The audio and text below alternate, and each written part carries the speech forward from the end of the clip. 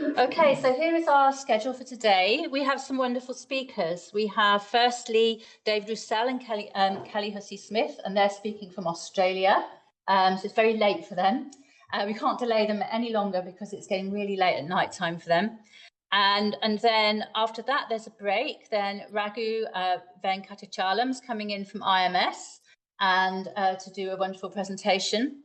We have another Centre for Arts and Learning speaker, Melina, who's coming in, and then there's a break and after that it's the ICE organised speakers. So it's a half and half thing. And I'm Miranda Matthews. I'm head of Centre for Arts and Learning. I'm based in Educational Studies. So Centre for Arts and Learning this year has had a really it's had a kind of more spaced out approach to events because partly to do with budget, partly to do with the kind of changes, etc., that are happening at Goldsmiths. First of all, we had Jennifer Stevenson that came in and talked about a mojo for climate change and making these amazing little bags to give out to diasporic peoples to help them to get the sense of being able to get up and get going in terms of the economy wherever they'd moved to and participate, and also to kind of protest about Indigenous knowledges being forgotten and subsumed in the histories that prioritise Western colonial voices.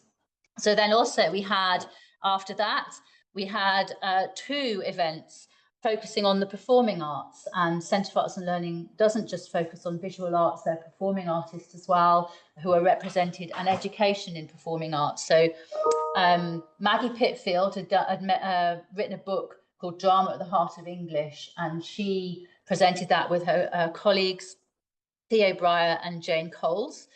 And then secondly, after that, another drama event, a drama and education event was on vision, value and rights. And that was with Linda Rook, who's president of Equity. She came in, as did Jeff Redman from London Drama and Danny Braverman, who's Goldsmiths Theatre and Performance. So just to give you a quick view of where this is situated.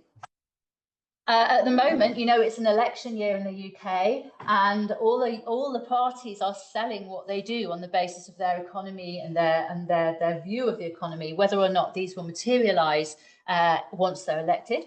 And we know that many of us in the creative arts and industries are really putting forward manifestos also to note the contribution of the arts, really the economic contribution of the arts that is ignored currently at the moment. And these figures are saying it's 125 billion, 6% of the economy in the UK, and 700,000 jobs.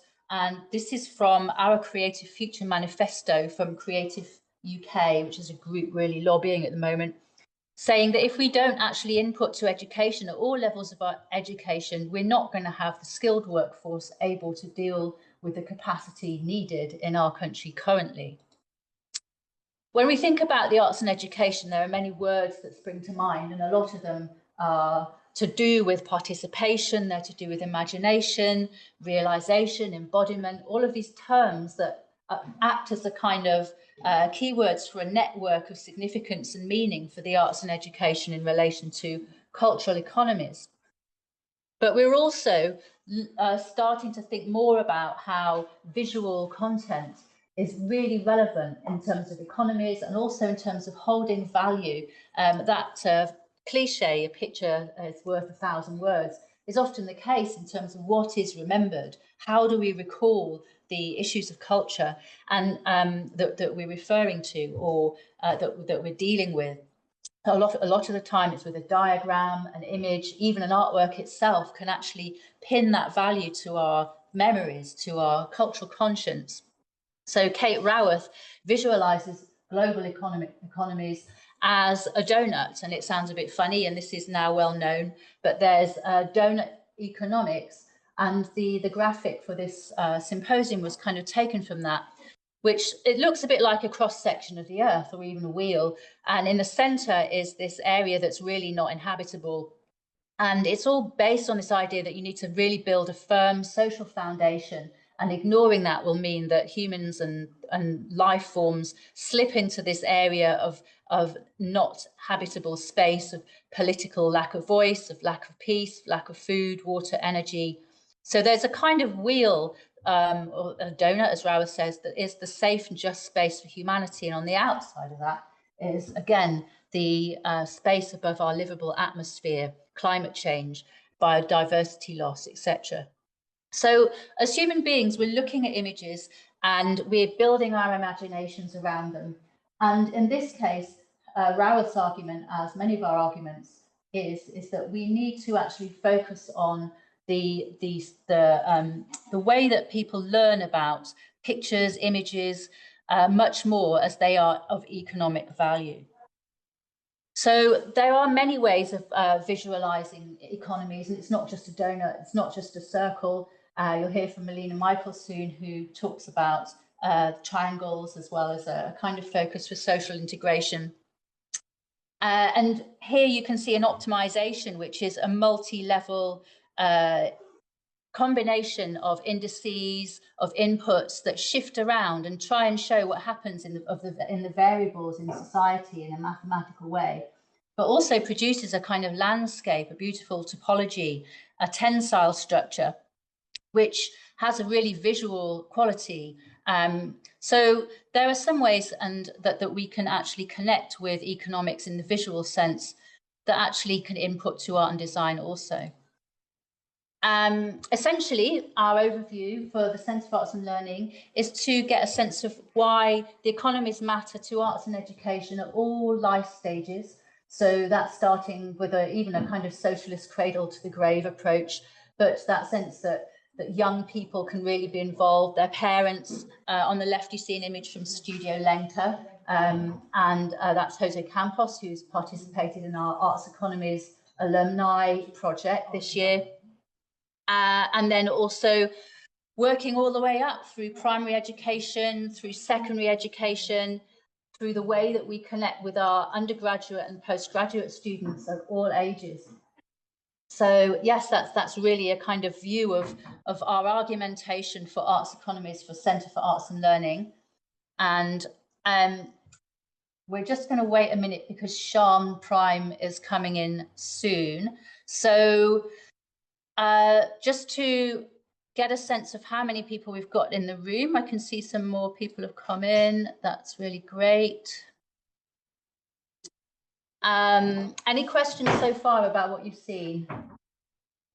Not yet. Siân, do you want to go on to your slides? Yeah, very quickly. To catch up on time, that was the IT person, checking that we've managed the Zoom. So we've got Dave O'Brien coming later to speak to us, and this is from his co-authored book. And I just wanted to pick up the different ways and quite lazy ways I use the word value, but value, values, but then the value of creativity in that very different sense of not solely economic, not solely social, and how we sometimes, I think in our debates, forget just the aesthetic value, which is something else that is impossible, it's still proving impossible for us to put value on. Or maybe not, maybe our speakers later will say that, but I just wanted to touch on that, because I suspect Dave might come back to it, but economic value, as well as the different, and the reason why working in the creative economy at Goldsmiths is so fascinating is that we are in dialogue all the time with economists, sociologists, educationalists, artists, practitioners. I think that's really important in terms of our work. Charge on around there. Okay. There we go. So I want to put that, and then thinking a little bit about some of the speakers that we had. So Dave with his work around value, but also who gets to do this work and who gets to benefit from this work. And it isn't as even as we would like it to be. And that there are various indicators that we use around social impact, but we're only beginning to take seriously the impact of what we do on the environment and on society. And I say beginning, whereas we have known for so long how many people don't earn well through working in the arts, how many people are exploited to work in the arts and creative industries, and actually understanding and unpacking that honestly in a social value chain is something that's really interesting, I think. So how do we make the social indicators important when we're modelling businesses, as well as the financial indicators, as well as the aesthetic indicators? So yet another image of a different triangle. And I think Goldsmiths is really interesting because we are always tussling with, is it possible to do this responsibly? And I think that's what's going to come out later today. The answer is quite often no. And I threw this in because Miranda gave me a sneak preview of her slides. And it reminded me that in Latin America, they call the creative economy the orange economy. And I've been asking why for some time, and nobody's ever given me an answer. But they keep showing me this and saying it's segments, and if you squeeze it, creativity comes out of it. And if that's the reason why, then that's the reason why. But it just really made me smile when I saw Amanda's orange earlier. So to look at, I suppose, also to reflect on the fact that, as Martin's been reminding me, we in the UK, the creative economy is hundreds of years old. In most economies and countries it is, but there are some countries that are jumping over our mistakes and making things in a different and perhaps better way than us. So how do we develop more responsible ecosystems rather than individual growth circles is something we'll be looking at. Well, I'll say a little bit more slowly later on. And that's it. And we've caught up then. Amazing, amazing. But it's a real pleasure to collaborate properly with Miranda. And I think these conversations around this creative economy, the ICCE, Institute for Creative and Cultural Entrepreneurship, and educational studies, because unless these things come together, then we're only just replicating the old, and that's no good. That's a really good point. Yeah, it's a kind of fusion of interests, isn't it?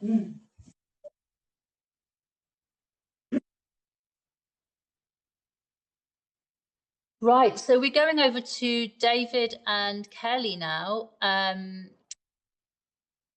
And David, would you like to start sharing your screen? Sure. Can you still hear me okay? Yeah, we can hear you fine. That's great.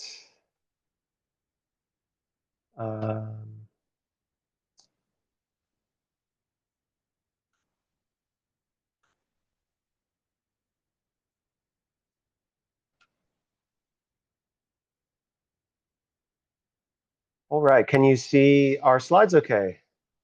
Yes. Yeah, we can hear you and see your slides. Okay, that's great. I'll only be able to see the slides, so if there's any issue with not hearing me or us, and we need to pause, just let me know. Because I can only hear, I can't see anybody.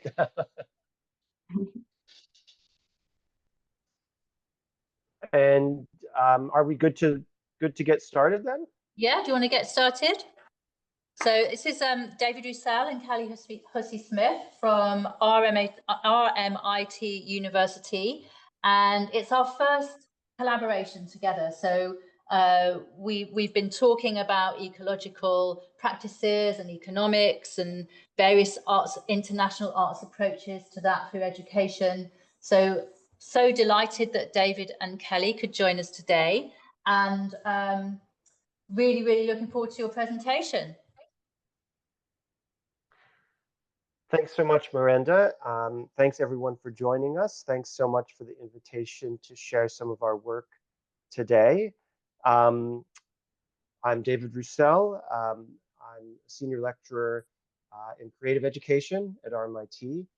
I'm originally from the United States, but I left there almost 20 or more than 25 years ago, and lived in different parts of Australia, New Zealand, a little bit in the UK as well. But I'm based in the city of Melbourne, or what is known as Nam in the Wurundjeri language here. And I might just pass to Kelly to also just introduce herself before we move on.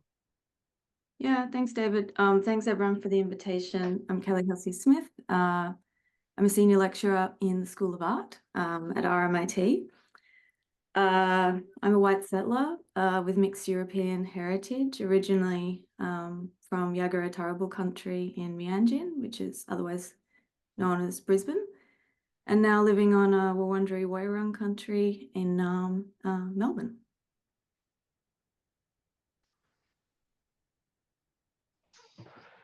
So before we really start our presentation, I'd just like to acknowledge that I'm joining you today from the unceded lands of the Wurundjeri Woiwurrung peoples of the Eastern Kulin Nation. So they're one of 5 language groups of the Kulin Nation. I'd like to acknowledge elders past, present, and emerging for their ongoing custodianship of these lands, airs, and waters, and express my appreciation for the 60,000 years of ongoing cultural care and creativity that has been intergenerationally shared on these lands. And acknowledge as well that Indigenous sovereignty on these lands has never been ceded. A treaty is yet to be signed, and that this always was and always will be Aboriginal land.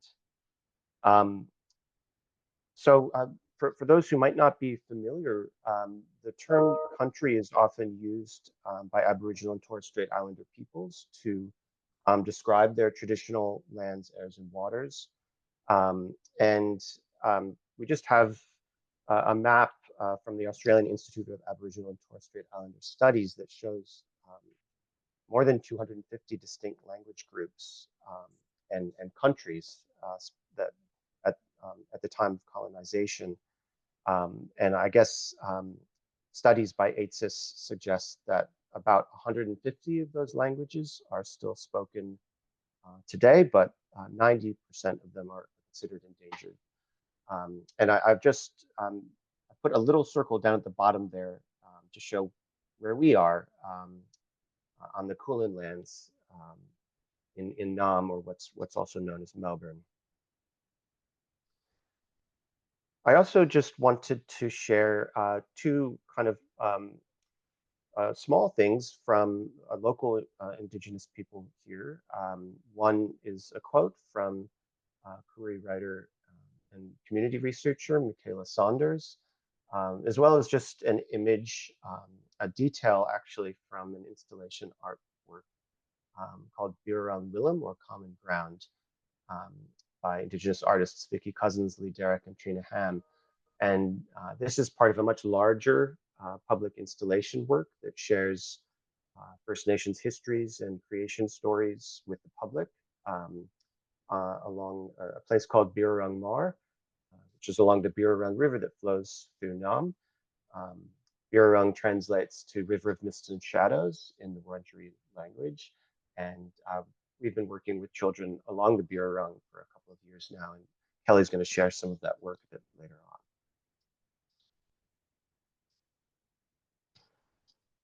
on. So I'll just give a kind of brief introduction to what I'm going to share with you, and then maybe Kelly can say a little bit about what she's going to focus on in the talk. The Local Alternatives platform started back in 2017 when I was doing my postdoc at Manchester Metropolitan University.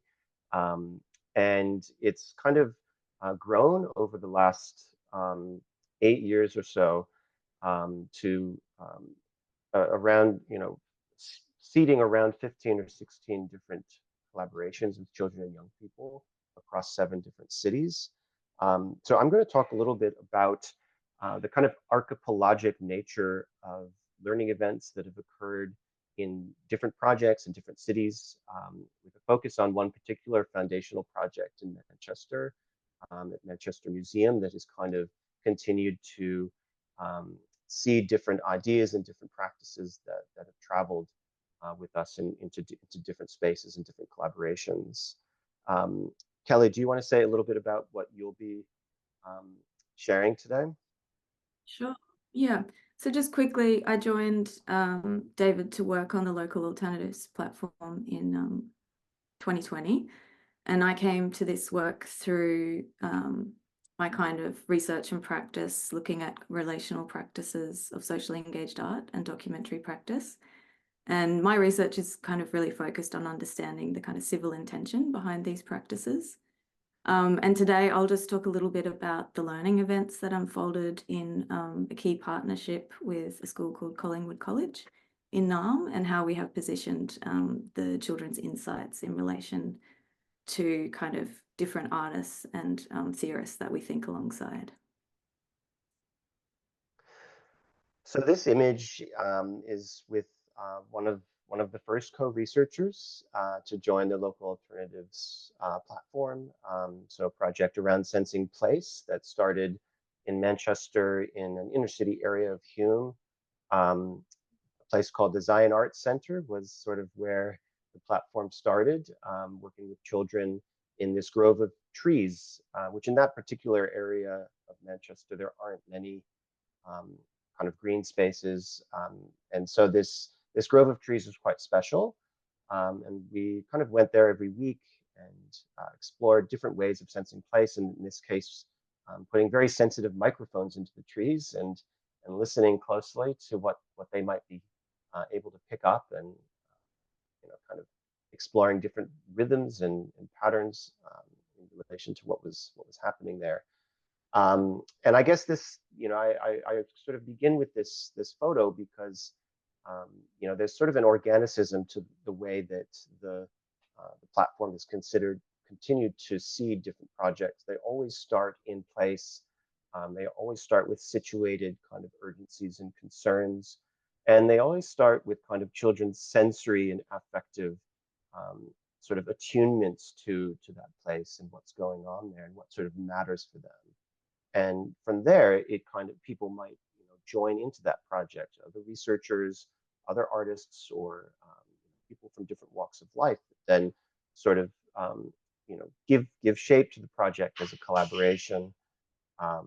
And over time, the projects have led to the co-creation of a range of different exhibitions and installations, articles, books, and even some curriculum development co-developed with children. I guess in the context of this this symposium, it's been a really interesting invitation to think about the sort of economics that are, I guess, being mobilized through this work. And often we haven't had funding necessarily to do these projects. So there's been a range of different arrangements, like there might be a postdoc or a visiting scholar who happens to be around, and then we do a project, or found materials or found spaces become the basis for things to happen. So I think sort of reflecting on this, that there's over time this sort of emergence of some kind of rogue economic platform that's operating both with but also very much underneath the neoliberal economic infrastructures of both the university of this and the city. And I think what we're really sort of concerned with in terms of this economics is a revaluation of value through these projects, what Brian Masumi's been exploring in recent work as well, and largely working at the level of qualitative value. So an economy of affects and sensations, or an economy of feeling. So we're going to kind of unpack that a little bit alongside some other concepts. I'll be very quick with this slide. This is kind of just a bit of a constellation, or maybe even a kind of archipelago of fields of study that local alternatives projects kind of map into or contribute to or in conversation with. And rather than kind of speaking to them, some of you might be familiar with these, others they might not be, and be like, oh, what is that? But I guess from that kind of economic perspective, I've been thinking about how kind of local alternatives as a platform is kind of kept afloat by these things. It's kind of kept afloat by our capacity to make our projects intelligible as knowledge within these fields. So through publications, through talks like this. So that means that there's kind of value circulating, or into these projects through the academy and through this sort of intelligibility of what we're doing as something new or different or a knowledge contribution. And so, yeah, this idea of kind of being kept afloat by these fields was something that kind of occurred to me after thinking through some of the economic provocations of the symposium. And I guess this is also part of what we're hoping to do in this talk, is, kind of for the first time, start to think about the trajectory and kind of scattering of learning events across the planet now. So across like 7 different cities, and we're kind of looking to do more in different places and have people doing things that maybe don't even involve us, but are like what they want to do with the local alternatives platform in other places. And this notion of the archipelago has become really powerful for thinking about movement across multiple places, that's like connected, but it's also in some ways very distinct and very situated in place. And in a way connecting different geographies of thinking and creative practice, where the research creation process actually shifts depending on how contexts move across different places and histories sort of shift and take on new forms. And I guess the archipelagic in this sense is a way of disrupting monolithic sorts of readings of land masses or nation states, and would kind of enable a more kind of errant or wayward movement across cities. And that in itself sort of suggests a different type of economic movement from city to city, from place to place. And I guess, kind of a speculative geography, but also something of a speculative economics as well. So our thinking about the archipelago or archipelagic thinking is really driven by readings of Edouard Glissant, Caribbean poet and philosopher, whose work has been really influential in decolonial and post-colonial studies, as well as other kind of continental philosophies and radical Black studies, many other places. But I think it's his thinking of the archipelago specifically from the Caribbean context, and this sort of specific cultural and geographic interface of the Caribbean archipelago, that is then extended into the planetary. So if you think about the specificity of cultural contacts and what he calls sort of particulate contacts between cultures in the Caribbean. But then, if you follow something like, dub reggae music or sound system culture has now traveled all over the world, and been mixed with many other cultures, many other places have participated in that sort of creolization process. And so, there's something in Glissant's thinking about the archipelago that links very specific cultural geographies of thought and practice to a kind of planetary intermixture of all kinds of, even multi-species, more than human intermixtures of experience. And I think John Drabinski kind of summarizes it really well in his book on Glissant in the Middle Passage, where he writes that the archipelago is no single place or space, but always a scattering that repeats with a difference. And so I've kind of just put together these notes. It's a very interesting and difficult text in some ways because it's both very poetic and sort of deeply philosophical. So there's a lot of interpretive room in that text, and I read it differently every time. But these ideas of the sea as history, islands composed of time, space, and historical experience, the kind of making of culture, language, and identity through crossings between places, and the sort of opacity of these composite forms of relation that in a way, demand a poetics or an art of life living. So the opacity of relation is really key to Glissant's thinking, because it really looks to resist the transparency, the demand for transparency of Euro-Western enlightenment or positivist science, but even sociological forms of trying to render the other transparent in order to grasp is really something that Glissant works against and offers an alternative to in this work. So I'm going to jump from there to our first example, which is a local alternatives project that I did in collaboration with Ragupathy from University of Helsinki, Maggie McClure from Manchester Metropolitan, and Hanali Chalk, who's the head of learning and engagement at Manchester Museum. This project really came about through an interest, a question around how children in particular are experiencing the feeling of inheriting something like the Anthropocene. So, in a way, we were putting the Anthropocene as a concept under question, and even ended up putting it under erasure. But we, David, yeah, I'm yes? really sorry. Our screen has suddenly stopped, and Oh, so really? has your. We can't hear you. Miranda is diving in to address it, and I hope it will come back. It's come back. I'll put myself back on mute.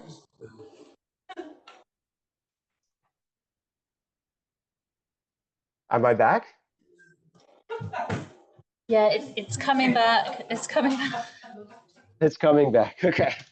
It's because I wasn't doing something with it. I think it's decided it'd gone to sleep. Sorry about that, Oh, David. you went to sleep. Okay, that's okay. I'll fire it back up.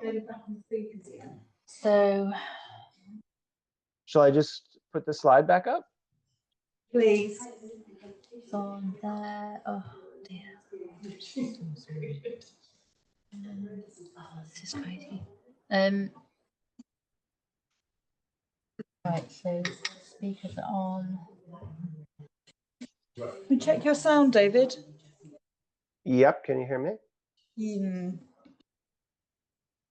Yeah. Again? Yeah, there we go. Yeah. Yeah, we can hear you. All good. I'm just gonna have to jiggle this mouse or something. Yeah, we're good to go again. Okay. All right. So, so the starting point for this project was questions around how children are sensing and feeling the inheritance of planetary scale events, including climate change, mass extinction, globalized digital technologies, and how this sense of shifting natural cultural inheritances might play out in museum spaces, which were also in many ways grappling with their own colonial histories, and kind of historical modes of public engagement. And so there was an invitation from the museum to create a new program that would be led by children. And the promise was that they would get access to the many underground storerooms of the museum, which most people don't ever get to see. So the Egyptology stores, the botanical stores, these kind of, well, 4.5 million objects actually that no one from the public actually ever gets to see. And we ended up just doing an open call. So we didn't, in this particular project, we didn't work directly with schools to kind of select particular groups of children. We just made posters that said, who wants to be movers, shakers, recreators of the museum, and kind of reimagine what the museum could be in an age of climate change and extinction and so on. And we put the posters up around Manchester, and yeah, kids got in touch, and so it really ended up being a very open call for children that wanted to participate. We ended up with 7 in total who stuck, who really did incredible work with us for about I think 4 or 5 months. You can see here on this slide some of the assemblages that children made of the museum objects that they were given access to, and this kind of combination of the baboon skull, the sea urchin and the taxidermy eyes was something that, that the children thought expressed the kind of intensity and anxiety and kind of unnameable affective state of inheriting the Anthropocene. So we were really fortunate as well to have as our base in the museum a work actually of contemporary art by Mark Dion, who works largely with museological collections to kind of reconfigure them into different kinds of immersive spaces. And so this was a space that had been created largely from objects in the museum that had never been seen by the public. And it was called the Bureau of the Center for the Study of Surrealism and Its Legacy. So it was a kind of direct engagement with the Surrealist movement as well. And as we spent time in this space, one of the things that children really were drawn to was the wallpaper, which was imprinted with Rorschach ink blots. And they, started seeing all kinds of things. Like some people, some would see elves or butterflies or genitalia. You could see in the same blot, right?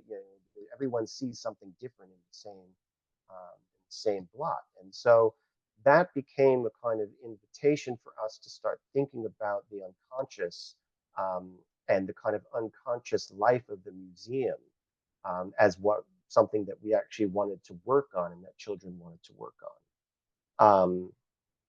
So playing with the unconscious life of the museum and the possibilities of decolonizing the kind of self-contained image of the subject who encounters a linear history, became a real focus point. And this is when we started thinking about micropolitics as well as both a concept and strategy for kind of agitating some insurgency at the level of the unconscious affects and drives.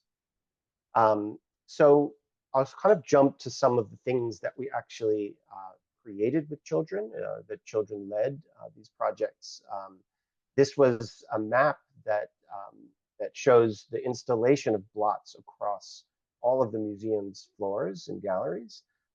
Each of the blots was made by the children, and it was placed to mark kind of an area of largely like colonial exclusions or injustices in the museum.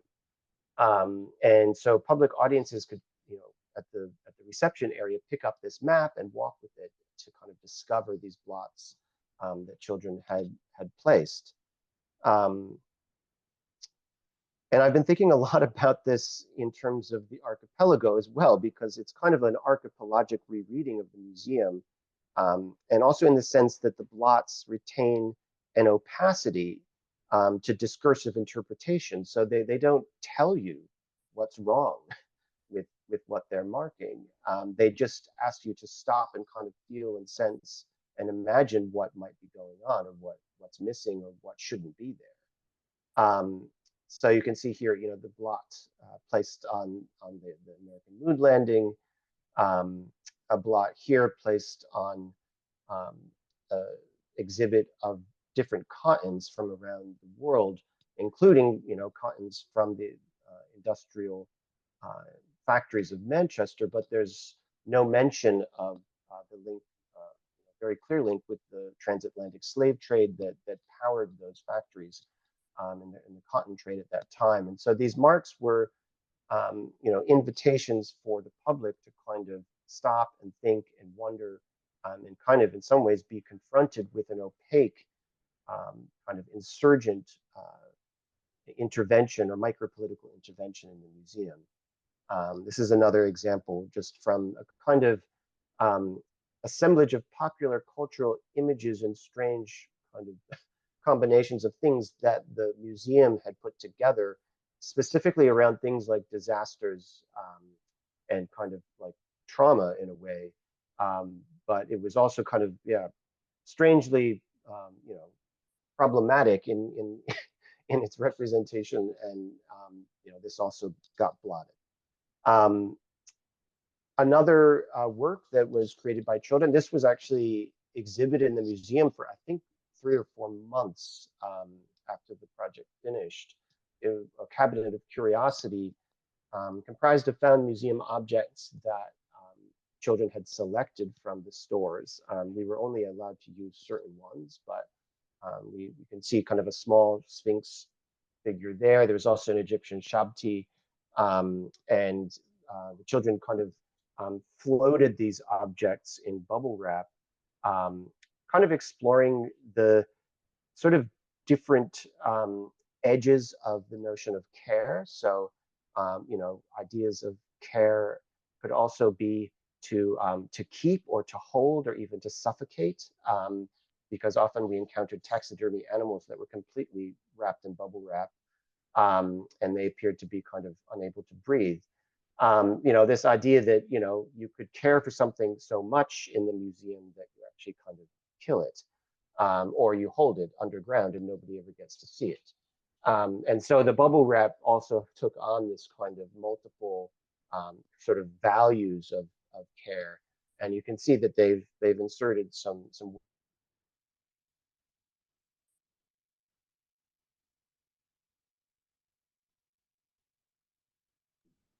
the questions that was asked after the children had spent a lot of time, you know, thinking about you know, climate change and extinction, and kind of what happens in the museum when things become extinct, and so on.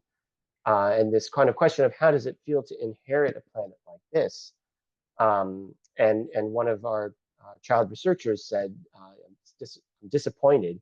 It's like getting a Mona Lisa that someone's painted a mustache on. So of course this is you know, Duchamp's postcard of Mona Lisa that ended up going into the Cabinet of Curiosities. But interestingly, Sully Rolnick's book, that her work was extremely pivotal while we were working in the museum with children on decolonizing the unconscious, also features a creolized Mona Lisa. So there's these kind of ongoing surreal connections between some of these kind of theory and art making practice with children going on.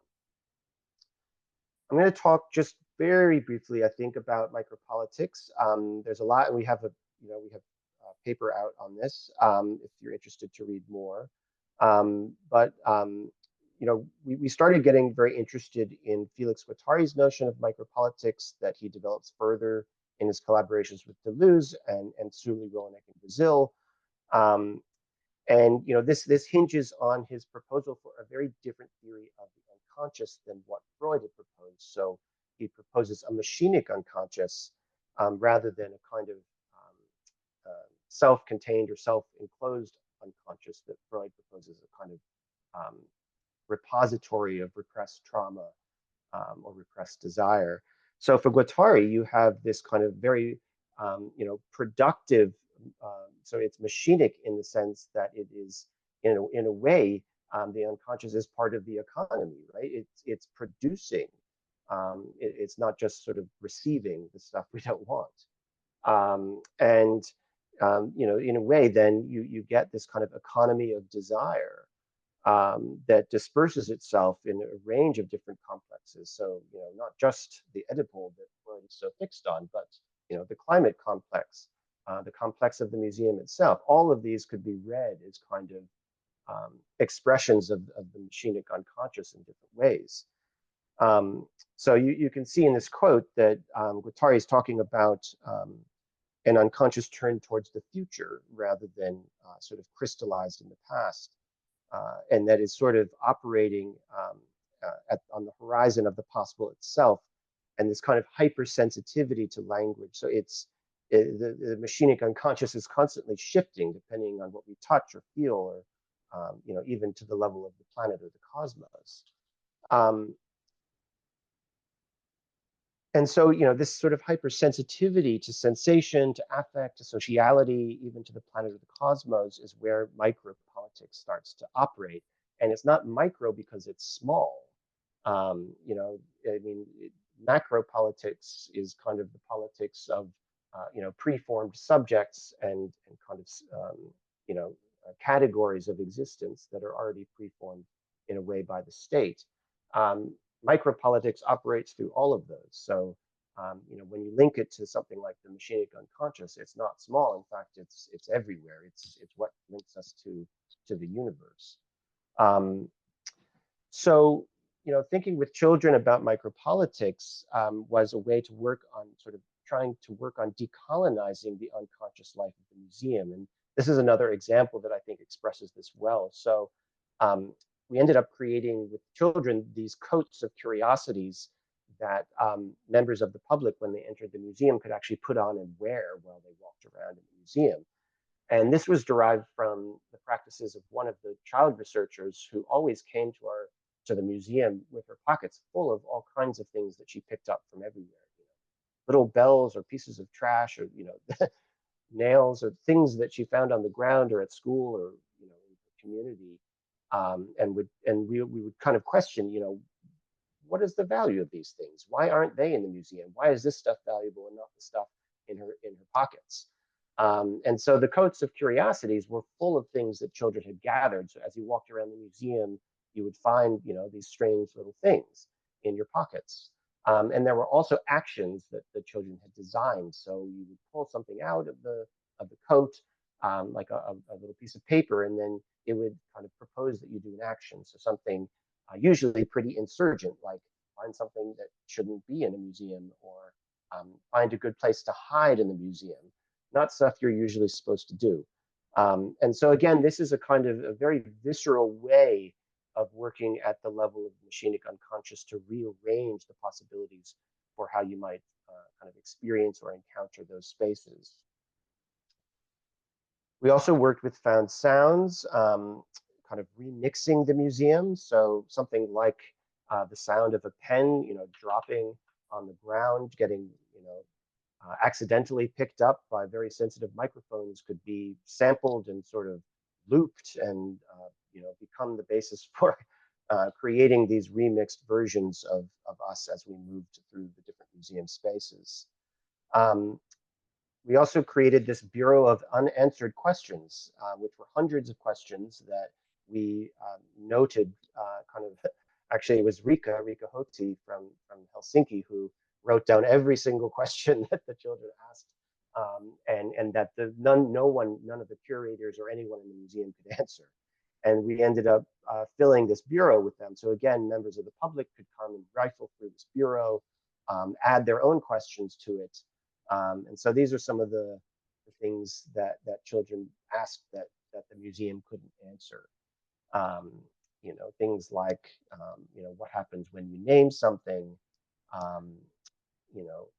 How big is a rock to be called a rock? Is a grain of sand a rock? How does an object become valuable? Can it be beyond value? Are there many kinds of care? Can care do harm? So these became kind of research questions for us as well. Can the museum keep getting more stuff? What kind of story about the universe does it tell? What are the relations between the museum and cotton trade and slavery? Do they have to break the coffins to get the mummies? If something was taken from you long ago, do you forget it? And to whom do the museum collections belong? And this last one, what if the shelves of the museum were empty? So I might finish there with my part and hand over to Kelly to talk about some of the recent projects we've been doing in NAM. Great. Thanks, David. I'm going to talk about two recent projects, and I'm looking at the time, and I might just kind of focus on one and quickly kind of scaffold the other. But both have attempted to generate collaborative and participatory approaches to designing with schools, with teachers and children, decolonial arts-based methods in educational research that engage children as active researchers, like David's been talking about, as artists, as educators and knowledge producers. And I'll wrap up the second part of this talk, and maybe David wants to chime in as well with a few thoughts about where we're heading with this work and relating, I guess, these projects and these kinds of events and actions back to the really important questions of kind of value and values raised in this seminar series. So Sensing Change started in 2020, but the collaboration with children didn't actually begin until 2021 because in Naarm we were in lockdown for 262 days. And at that time we had the record for the city that had been in lockdown for the longest amount of days. And you can imagine that this had huge impacts on children and significantly disrupted not only schooling, but kind of, social lives. And it was in the residues of this kind of global crisis that we began this collaboration with Collingwood College, which is a public, like a government school, kinder to grade 10, public school, government school, I know you have different terminology, with a history of alternative education informed by Reggio Emilia pedagogies. And we worked alongside also a state gallery, the National Gallery of Victoria, who had an exhibition on at the time called We Change the World, which was curated from their collection, exploring how art and design influence and contribute to social change through artworks. So as a Reggio inspired school, it really encouraged a porous relationship with local communities, local events, and also projects where children worked with researchers, artists, teachers, and community members like ourselves to develop these projects, really based around kind of issues of interest and relevance to the children's lives. And as David mentioned, starting from the sensory experiences and understandings of children and young people, we invited them to join us in the gallery to explore how art and design influence and contribute to social change. Specifically in this show, the works were primarily kind of decolonial and looking at environmental, using environmental justice kind of frameworks. So working with children as artists, researchers, and acknowledging, as Tuck and Yang note, that children are not too young or removed to confront and learn about colonial realities, including colonial harms, we hope to generate kind of further potentials for educational thinking, kind of art making, and curriculum development that enabled these conversations. So in the gallery, we kind of treated it as a creative laboratory for exploring different ways of sensing and responding to change at the level of kind of bodily affects and sensations. So we asked them to really experience the gallery not through the kind of didactic instruction and explanation, but actually use their bodies, use their curiosities to kind of develop understandings of the artworks. We gave the children digital SLR cameras, Zoom audio recorders, and wearable GoPro cameras as kind of change sensing devices, and invited them to freely explore the exhibition as researchers, kind of asking them to kind of search for kind of forces, flows, resistances, and resonances of change in the hope that this would engage their senses in the task of engaging with the artworks. We kind of had two questions, I guess, underpinning this work. We wondered how narratives of change could be transformed as children reroute the conceptual and pedagogic affordances of the gallery through their own experiences, interpretations, and interventions, and how child-led encounters with anti-colonial, decolonial artworks could help us to address the narratives of avoidance that persist in education in settler colonial contexts like ours. So we followed this kind of series of emergent encounters between children and artworks alongside our reading of scholarship from radical traditions of Black and Indigenous studies and theory, and also activist thought. And our approach really involved thinking with and through the many ways that children might disrupt what Stefano Pani and Fred Moten describe as the kind of call to order of public institutions, which perpetuate what Gonapal scholar Aileen Morton-Robinson, who's a really significant Indigenous scholar in Australia, if you don't know her work, has called the white possessive logic of the settler colonial state. So working and thinking with children as artists, researchers, enabled us to really be guided by their modes of engagement and address, and learn from their ways of kind of reckoning with the logistics or the logics of whiteness, which dominate these institutions. Just wanted to show a little part of our process through a quick vignette that shows how we kind of positioned the children's ideas and interpretations in conversation with Indigenous and decolonial theorists and artists. The work that the child is in front of in this image is a work by Aboriginal artist Richard Bell. Many of you may know his work. But this work teaches us about the logistics of whiteness as we follow children's explorations in the gallery. Bell is a member of the Gamilaroi, Kuma, Yiman and Gurung Gurung communities and has a long-standing artistic practice dedicated to an imminent critique of whiteness from within the clearings and mediations of the institutional art world. Bell's painting is composed entirely of a subtle palette of white shades, almost indistinguishable from one another.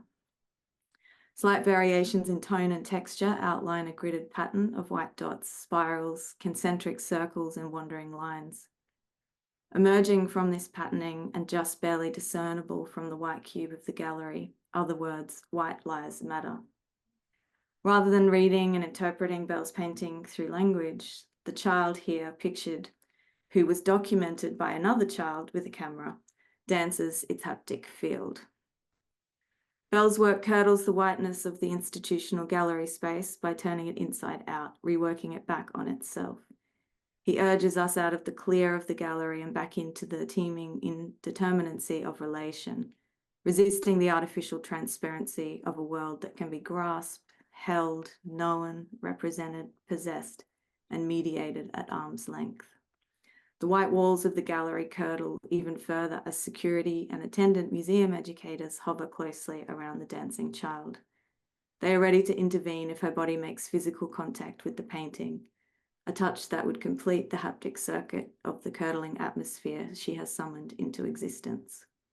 Here, the encounter between Bell's "The Truth Hurts," which is the name of the painting, the dancing child deemed worthy of photographing by the children, and the hovering security guards, shows how the mechanisms through which cultures of whiteness maintain their spatial and temporal authority.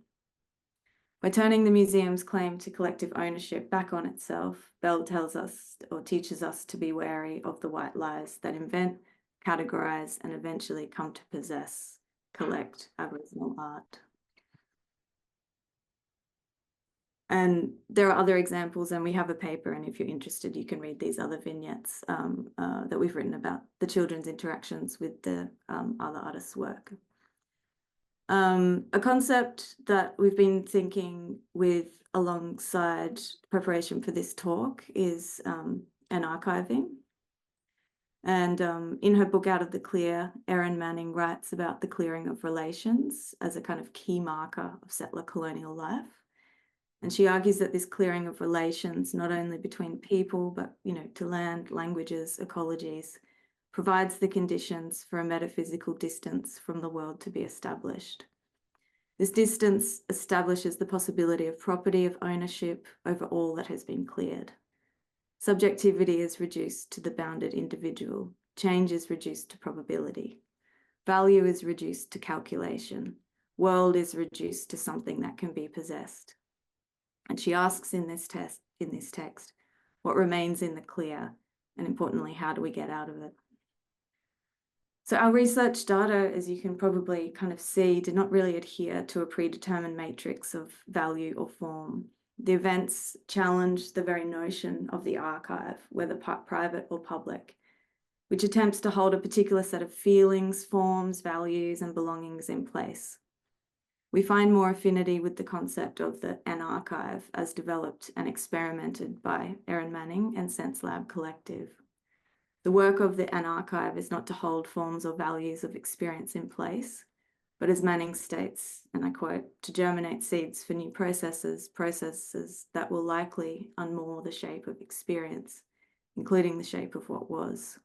So the Zoom recordings, the blurry photographs, the blurry videos, the frenetic kind of energy in the kind of documentation are as much evidence of kind of movement and presence and a thinking with the artworks as they are aesthetic kind of remainders or derivatives or surplus value of the event.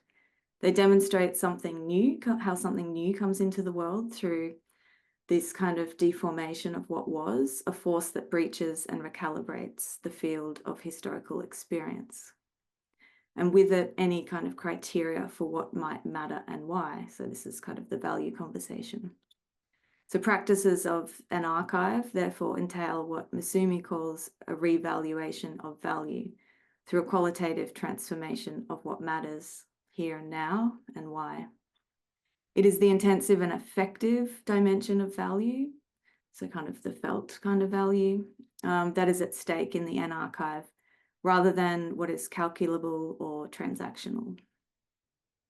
So in the case of the Sensing Change project, this revaluation of value came to focus largely on children's speculative aesthetic proposals for kind of sharing the world with human and non-human others, along with the recognition of the museological archive and its claim to the commons as a sharing in loss or a sharing in ruins, rather than a form of kind of commonwealth, as you know, we're kind of sold in these public institutions with these public collections.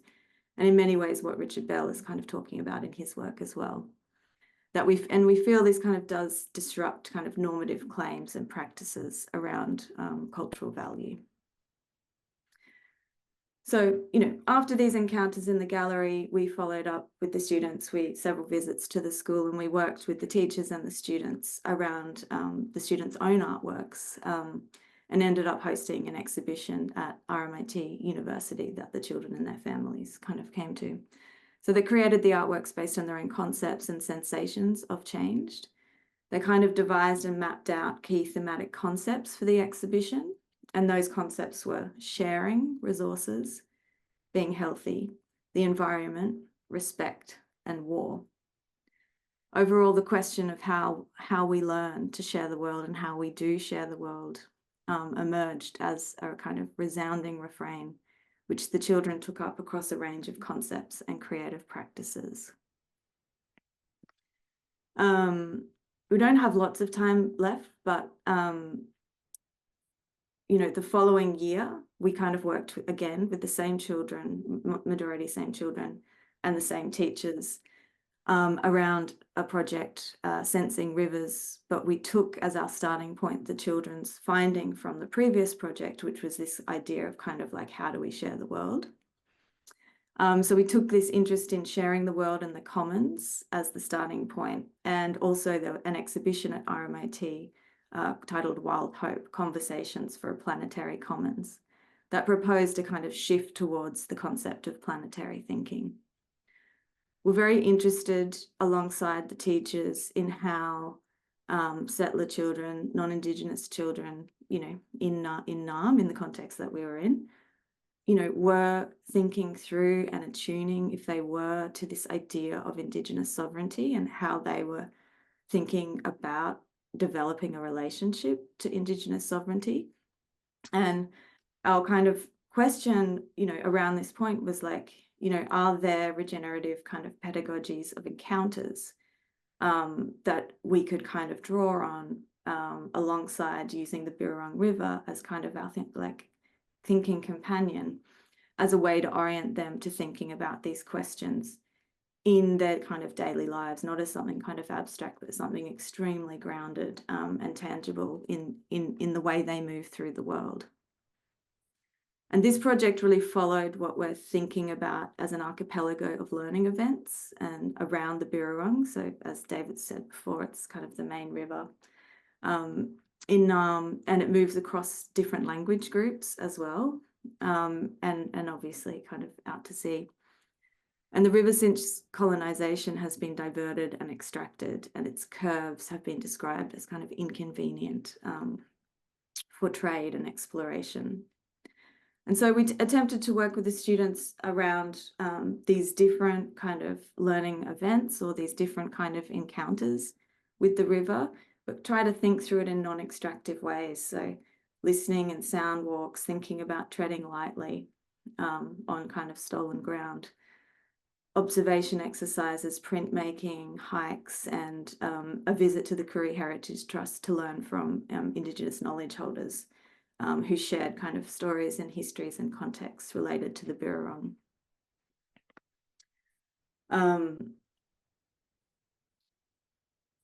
Alongside all of these great kind of aspirations, you know, that like the children brought to the project and that we kind of like latched onto with the teachers, were, you know, a number of kind of failures and barriers to doing this work. And this is just kind of one example that like we're yet to kind of properly write about, but we think is very interesting in the context of this project.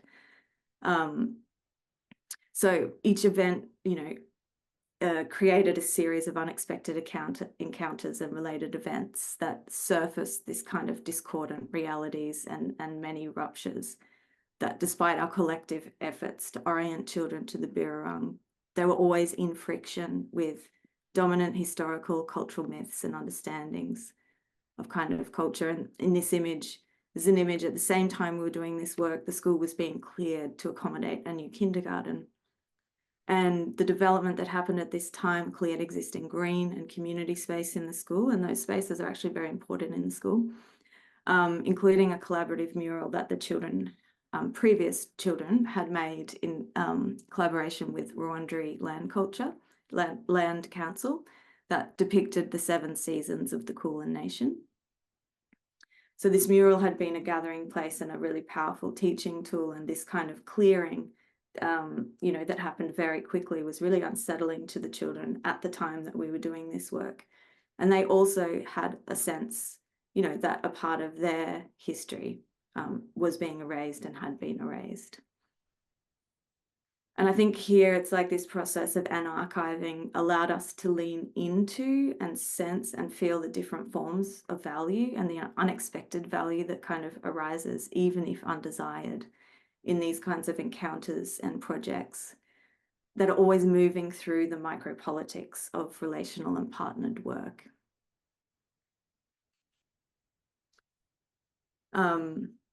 These are just slides of the final exhibition. We also had a plan with the children to develop an Indigenous garden on site, but that site was taken away from us as well. So we ended up having another exhibition with the children at RMIT. And, you know, these kind of small, I guess, artifacts and resonances of the project start to kind of speak, I think, back to the anarchive, like what is actually of value and what are we kind of learning together in this kind of partnership, which is more about co-witnessing and solidarity than it is about a transactional or extractive kind of relationship.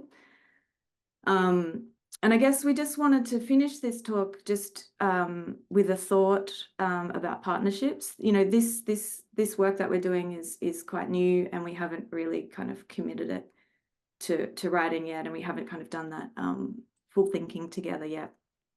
But we're interested in this idea of like, could we reframe or re-theorize this idea of partnerships within the university? And because our work operates outside of established conventions of value, I think within social and educational research within universities, and David often uses this term like rogue economies of value to kind of talk about this work, we've become really interested in how to frame the value and values in this work. And I think this is through an understanding, like a shared understanding of ethics as contextual, contingent, and process-driven, and something negotiated with others. And our approach has surfaced how processes of anarchiving can challenge the kind of consensus reporting of community research and the kind of happy publics, and allow ethical questions related to research creation, even if they cause discomfort, to surface. And I think by avoiding consensus reporting and promises of quantifiable impact, social change, and happy publics, and not that there's anything wrong with social, you know, that's great if it can happen. But we frame the value in our work through the relational exchanges and co-learning that occurs in these kind of non-transactional partnerships, where these practices of co-witnessing can enable events to generate value kind of in their own ways, on their own terms. And, you know, perhaps especially even when those events work against our own intentionalities.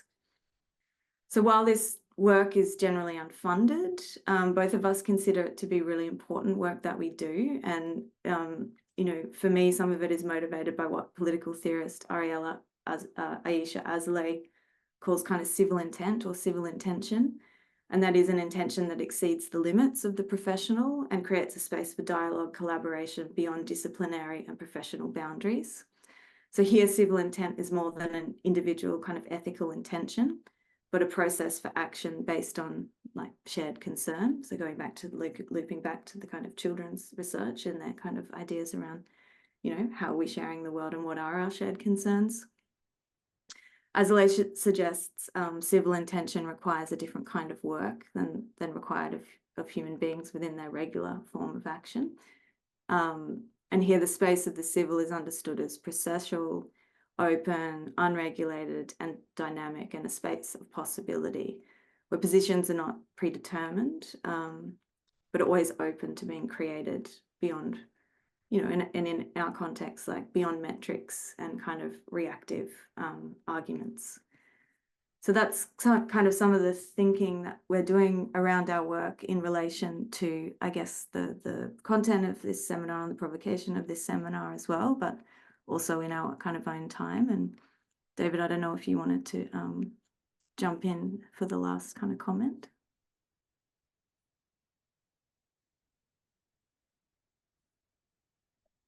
You're on mute, David.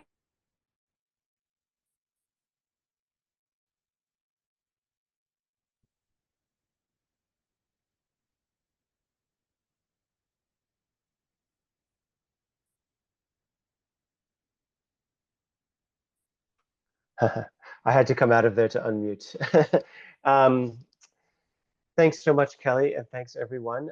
Just that last slide was an example of our latest project called Making Histories, and I guess I just wanted to finish with just our thinking through the sort of transition from the kind of rogue economic activity into you know, what could be kind of a more normative economic framework around actually hiring young people as historians to work with us on a project. So we collaborating with colleagues at Deakin University this year, and we'll have 6 young people from culturally and linguistically diverse communities who will be able to actually hire to work with us as co-researchers. And those kinds of movements in terms of you know, working with HR, for instance, to you know, hire you know, young people as research assistants or even professional staff is, I guess, some of the ways that we're starting to agitate at the edges of normative economic frameworks as well, in order to do this more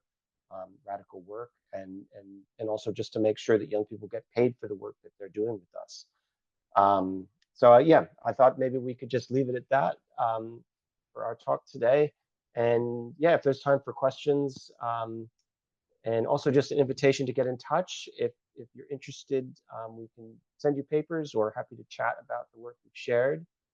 Also, I'll be in the UK in July, so that could be another opportunity to connect. Sounds fantastic. Thank you so much for that wonderful presentation across those projects and the provocations that you've raised around the value of research and of funding, and that those concepts of curating within a museum space and who chooses what's curated. Those are all really significant considerations for arts economies, and just so ranging really in terms of the way that you've connected us, I suppose, white settlers, and acknowledging that in relation to Indigenous knowledges. We're kind of going into the break now, but I'd like to open up for questions from the room or from the chat. If Siân, if you can see any in the chat. So we have the room and the chat. If anybody would like to raise questions for David or Kelly, David and Kelly. I know Deb Williams is wondering if there's a contact to be in touch for the July potential. Deb's is another of our ICE fellows, and that would be amazing to make that connection. Mm-hmm. Great, thank you so much, David. I mean, if you're in London in July, there might potentially be Debs and others of us who would like to meet up with you, and email is there too. So thank you so much. Damali, was that a question? Yeah, I just, because they were talking about non-transactional projects. And I just wanted to check if they thought that the projects they were doing up till now have been non-transactional, or they're intending to do non-transactional projects, and what that kind of means. Can you hear, David? So are you intending to do non-transactional projects, and what that means? What does it mean to you? Well, that's a good question. I mean, I think we're thinking about the non-transactional dynamics or dimensions of the projects that have been seeded so far through this platform.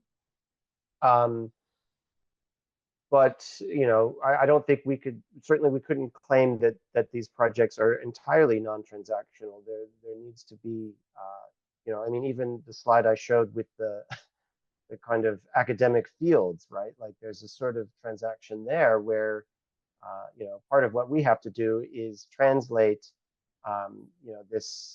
these events, these learning events, into something we can publish and something that, I mean, I have also published with young people, and even with children as young as 12 in academic journals. So there's that side of things, but even that's like inviting them into a transactional process. So yeah, I don't think we could claim or would claim that everything we're doing is non-transactional, but what we're interested in the projects is the non-transactional, the qualitative, intensive value that's created.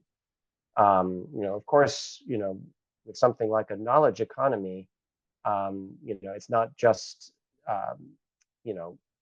monetary or financial value that's at stake or transacted, right? The transactions are also knowledge transactions. So yeah, I think that it's a good question to keep us thinking quite carefully about what is that distinction, or what is that dynamic between the transactional and the non-transactional in the work we do. And there's a question from Deborah saying, what is non-transactional exchange? Is it possible to give a couple of examples and help that?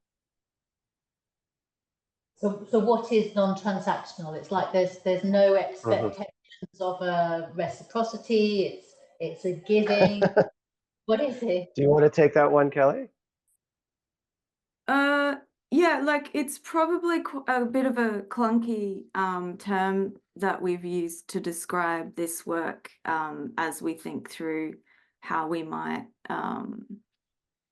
reframe partnerships. I think we're talking very specifically about partnerships within the university that with kind of, community. I don't know what the context is like in the UK, but in Australia, it can be an extremely extractive economy, and when you are doing this work, often it's seen as valuable only because it has potential to bring in research funding. And I think there are often, not always, but there are often problems with kind of that model. So I think, we're thinking through this not so broad as like all partnerships, but actually really thinking through the kind of economies of research that we participate in and that we're engaged in. And I guess on the concept of value, like this work is only considered valuable if it brings in money. And so like, how do we resist that, and how do we continue the work, and how do we write about the kind of affective dimensions of this work outside of the consensus reporting, which is often just about kind of getting more funding because you're demonstrating this perfect impact. And so I think that's, I don't know, does that kind of answer the question and narrow down our kind of interest and what we're trying to get at? Like, we're very open to conversation because I'm not a cultural economist, and I know there's lots of cultural in the room. So we've kind of framed the end of our talk to open up this conversation with you. Yeah, exactly. It's a wonderful opening, and I'm glad you're here in July, because we actually can't continue the conversation now in terms of our time frame, because Ragu's coming in 5 minutes. So So we'll have to wrap up, unfortunately, but thank you ever so much for sharing such rich and wonderful projects, so rich in themselves without having those exterior value judgments. And maybe at some point, if you wanted to go for funding, I'm sure there's so much there that you could convince somebody to pursue, to enable you to pursue the research if you didn't have any other avenues. But it's wonderful. So thank you so much, David and Kelly, and we really look forward to connecting with you again, ICE and Centre for Arts and Learning, and hope to see you in July. Thanks so much, Miranda. Thanks, everyone, Thanks. for joining us. Thank you so much. Okay. Thank you. Right, so there's just going to be a short handover stage now whilst we get Ragu's presentation ready, and please do feel free to help yourself to a cup of tea or coffee or biscuits.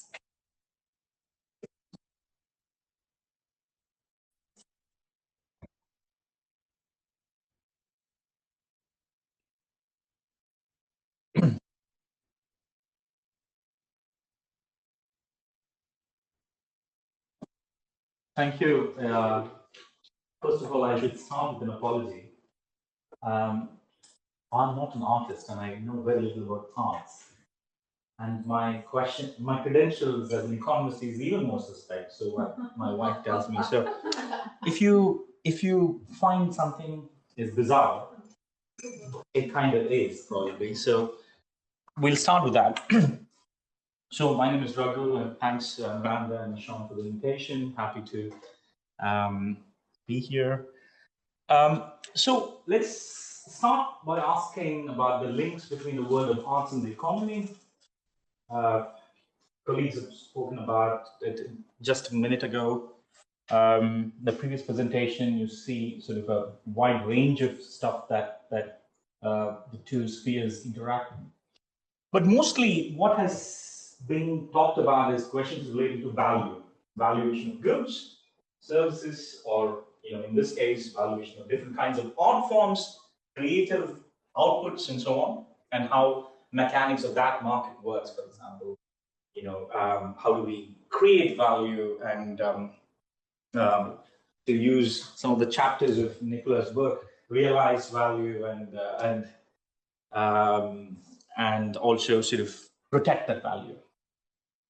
And then there is this whole interaction between creative arts and culture and their role in the economy, which is where I think a lot of colleagues in ICE are interested in what is their role in the creative industries and how they sort of feed into the economy, what is their sort of role in terms of creating employment, growth, and so on and so forth, which Miranda also alluded to in her introduction. So if you ask what can creative arts and its method help or do to help our understanding of the economy, this is slightly less emphasized. So there are different levels at which we can look at these interactions between arts and the economy, so to speak.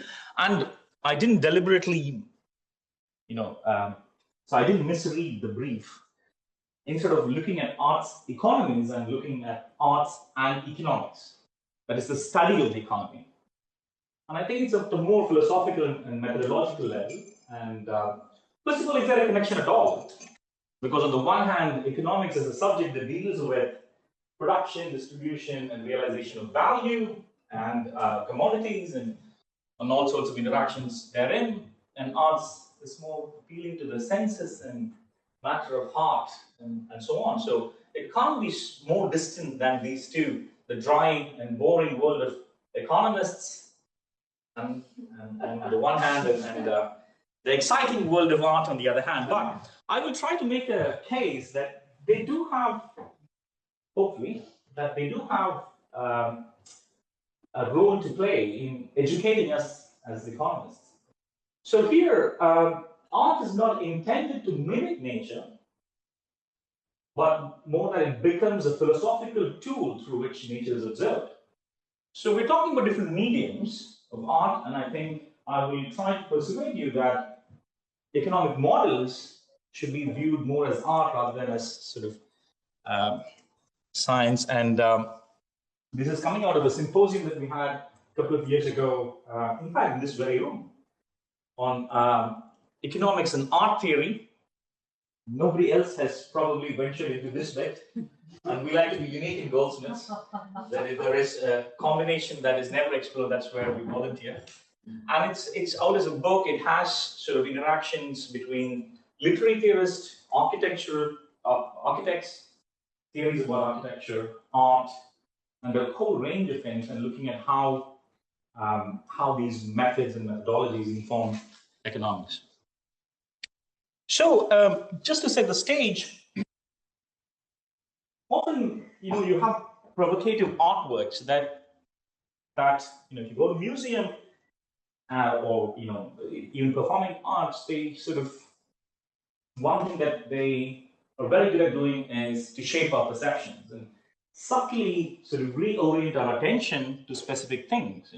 For example, I'll try to show some of the artwork which I particularly like, and how they isolate certain aspects and then refocus our attention. And they also help to challenge our prevailing views of the status quo, be it society or even within art, established norms and so on. You put it on one side and you think about economic models. Despite what economists believe, they're essentially storytellers. They tell stories. And the common meeting ground between art and economics comes in the form of representations. We both rely on representations, one to represent abstract ideas about the economy, its functioning, mechanisms, and so on, and the other one, if the world is their oyster, there's a lot of themes that are being represented either through visual, performing, or sculptural, all kinds of art forms. So what we are trying to focus on is the notion of representation and what we do with that as artists and economists. So what I'll try to do is, I want to remind you all about my caveat about my knowledge of art. So I will try and synthesize some common insights across some of the works by Magritte and Escher. I think the previous talk also alluded to surrealism, so kind of fits in neatly. And also try to look at the notion of paradoxes and impossibilities. In theorizing or building economic models, we actually tell stories. And in these stories, what I try to sort of highlight is there is a virtue in celebrating contradictions, paradoxes, impossibilities, undecidabilities, and so on, because that plays a role in reorienting our attention towards some aspects of economic models. And that, I think, is more fascinating for me, anyway. There are no refunds to the stock, so. So what I would argue is that there's an importance that is attached to arts. And they can be, those paradoxes and impossibilities can be important epistemological tools. Because one thing that is great about surrealists is they play with creative disjunctions. That is juxtaposing two different things. There's a disjunction, there's a dissonance that is created, and that is not an end in itself. That's creative in the sense that it opens up new ways of looking at an object. So what I would argue is that actually helps us understanding the nature and limitations of economic models in understanding what those representations sort of bring about. And if you might have seen this, for those of you who haven't, it's the treachery of images, famous painting by Magritte. If you're like me, who doesn't read French, apparently it says that this is not a pipe. And this is quite an important phase of Magritte's work. So he sort of tries here to develop a contradiction between what is known as the verbal and visual. So on the one hand, there is the pipe, which we all can see, and then he says that this is not a pipe. So the language and the image are in contradiction with each other here, and there's a lot of work that has gone. So essentially what he's trying to highlight is that a crude interpretation of the object and its significance should not be, the sense of the object should not be crudely equated with what it is that is being represented. So in other words, there's a distinction between the signifier and that which is signified. So this is important in the movement. There's a lot of work that's gone into interpreting this philosophically, but also all sorts of people. Then there is Escher. So Escher would not like to be called a surrealist. He would object to that. But this is a wonderful, wonderful painting. Actually, I started my studies in physics and computer science, and in the first year of university, I remember it was very cool to walk around this book with this book called Gödel, Escher and Bach, which is very thick, and I don't think anybody read it, but it was very cool to walk around with it because it was like, you know, that was the sign of the intellectuals and so on. So, and what was fascinating about this was how geometry was used very deftly to create these contradictions. So, for those of you who haven't seen this painting before, you start, let's say, at the waterfall, the top of the waterfall there, you fall down, you go, follow the stream, and suddenly you're on the top of the waterfall again. It is geometrically impossible. But at the face of it, this painting creates the illusion of being real, yet at the same time, you know, develops a contradiction. And Escher was fantastic at this. He did experimental tessellations. He, you know, communicated with mathematicians like Roger Penrose, and developed a lot of. So his obsession was infinity, the finite and infinite, and how to reconcile the two. So if you look at, for example, you also experiment with the recursion, the self-referential aspect of, you know, for example, the drawing hands or reflection of the sphere.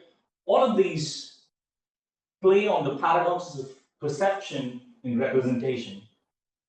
And also he works with the ambiguity in projective systems and projective geometry to create these tension between what is apparently a real life stuff, but there is an inherent contradiction in those. Now, now these representations brings us to this world of economics where we models. In fact, economics now has become a mathematical subject almost, which is purely, you know, involving itself with the semantic world of models. So there is a complex relationship that we see that there's an economy out there, which we all intuitively understand, and that is being represented in terms of a series of relationships, often mathematically represented. And that complex relationship between the representation and the object is what the subject I'm meditating on here. So you always have, with any representation, there are issues concerning resemblance, similitude, realism, sign, meaning, a whole range of issues. So for example, in this case, Escher often sort of is known for subverting these levels of hierarchy. That's the level at the meta level and the level at which representation happens. He subverts it very sort of subtly to create the contradiction. And what I want us to remember is that that's the same level of being looking at the economy and its representation at a higher level, and analysis of models themselves at an even higher level. So now, what can Marguerite and Escher teach us about economics and economic modeling? Now, before I get into the nitty-gritty, I want to remind us that surrealism is not a flight into the unreal, like, you know, or some sort of, you know, people think about Dali and that kind of the world, but it's actually an attempt to penetrate into what has more reality than logical and objective universe. The question is about what logics we hold dear in describing our universe and pushing them to the limit and trying to see where they break down and what kind of new worlds they open up. And I think that systematic thinking is what artists are great at, right? A creative economist is someone who pushes that boundary in a way that, you know, reveals new insights. So even though it looks quite dry, the world of economics is filled with metaphors and analogies. For example, we think about business cycles in terms of predator-prey dynamics. We think about it in terms of oscillators. We think about maximizers and think through literary lens, like Robinson Crusoe models. There are a lot of analogies that inform economic thinking than what meets the eye in a dry textbook that seems to have disappointed the undergraduate students. So what models help is to simplify what is an intricate web of interconnections between people, objects, and value creation. So there is a complex world of economic phenomena. If I come and list down all this complex stuff, we won't be able to make head or tail of it. So we need to simplify, and every model is a choice, right? So economic models, you can see them as objects that fit theories to the world. They help in developing new theories. They're investigative instruments, like a sort of a telescope or something of that sort. And there are many criticisms of these models as well, because it obscures reality, it's too formal, some border on saying it's even silly, purely semantic, etc., etc. But they do help us to organize our thoughts. Same way as artistic works provoke us to thinking about something. So if I were to show you this painting, and it represents an industrial system, and I ask you, is this a representation of production? Or is this better? Right? This is what our students go through total product curves. And the answer is that they both are representations. They both signify different things. Now, the question is, what do we do with these representations?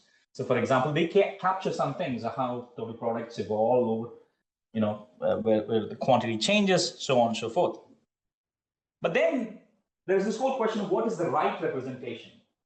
So every time you represent something, you're inevitably going to lose information.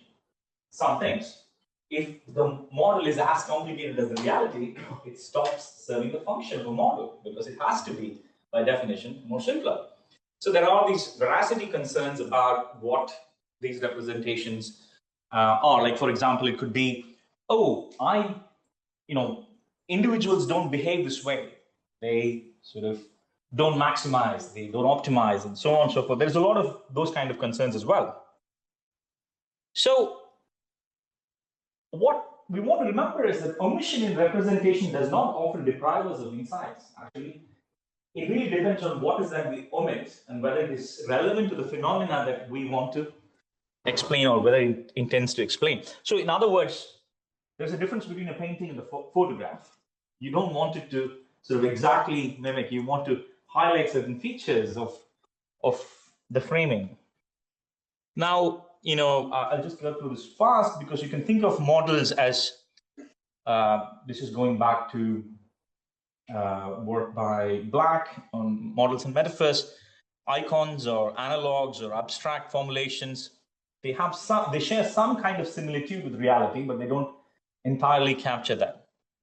So what you try to do is to attempt to preserve some properties of the original, which is important to you.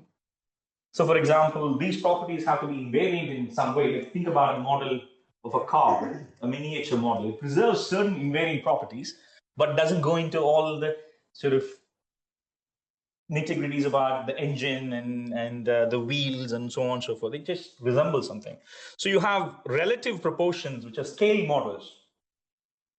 So think about a car on a smaller scale. I can sort of isolate certain features and I can represent them. Or I can represent structural properties, which are important in analog models. Or I can think about both structural and functional relationship between different things in a model.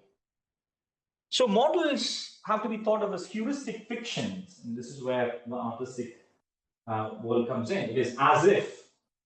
Think about the world of as if. In as if world, you actually suspend your ontological unbelief to gain a narrative. So the price you pay is that it lacks explanatory power, but it gives you a sense of what is happening. And as is a more tricky category because then the complexity of the world takes over and you risk not getting any insight. So my focus is on a very specific thing, which is the modeler's ability to deliberately generate disjunctions or impossibilities or paradoxes. Great inventions in mathematics, in the world of science, happens when we actually stumble into contradictions. Contradictions are not necessarily bad. They tell us limits of our theories. And then sort of the business of science is also about developing new explanations, new hypotheses. And if we look at that as a central business of science, or in this case, economic science, how do we then step back and institute ways and methods of deliberately generating not just theories, but limits of our theories? We teach our students models all the time, but we also teach them when they break, what you can and can't do with it.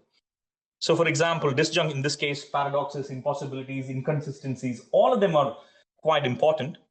And surrealists show how this is very useful and a beautiful device, the disjunctive device. That is sort of two things that kind of have, I'm using the word disjunctive in a more general sense. There are layers. If you think about paradoxes, they may or may not be useful. But if you think about impossibility results, they are much more stronger in theory.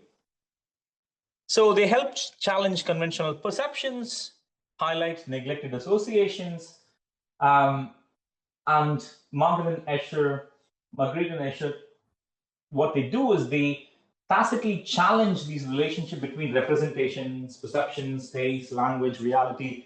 All of these can be mapped to economic discussions as well. Now, what disjunctions can serve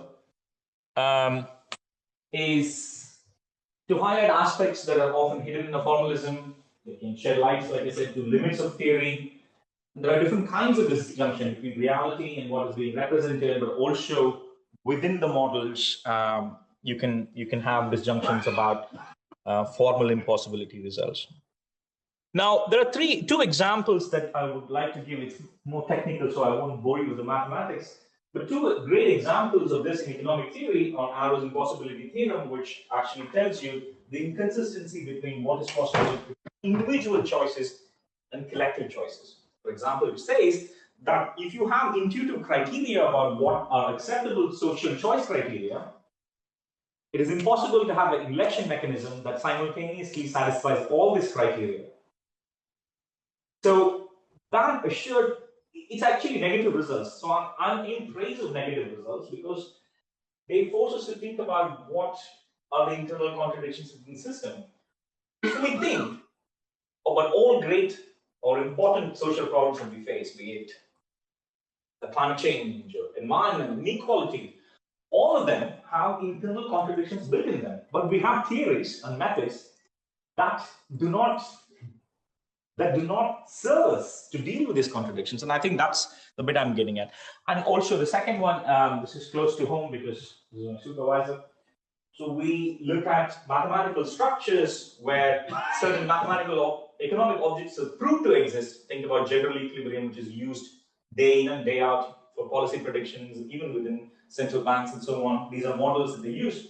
Those models actually don't have computational content. They're actually provably uncomputable in some ways. That is the work from Alan Turing, and that's the interface between computer science and mathematics and economics. So now, what am I trying to say here? These are two examples of great results, which has forced us to think about alternative logics.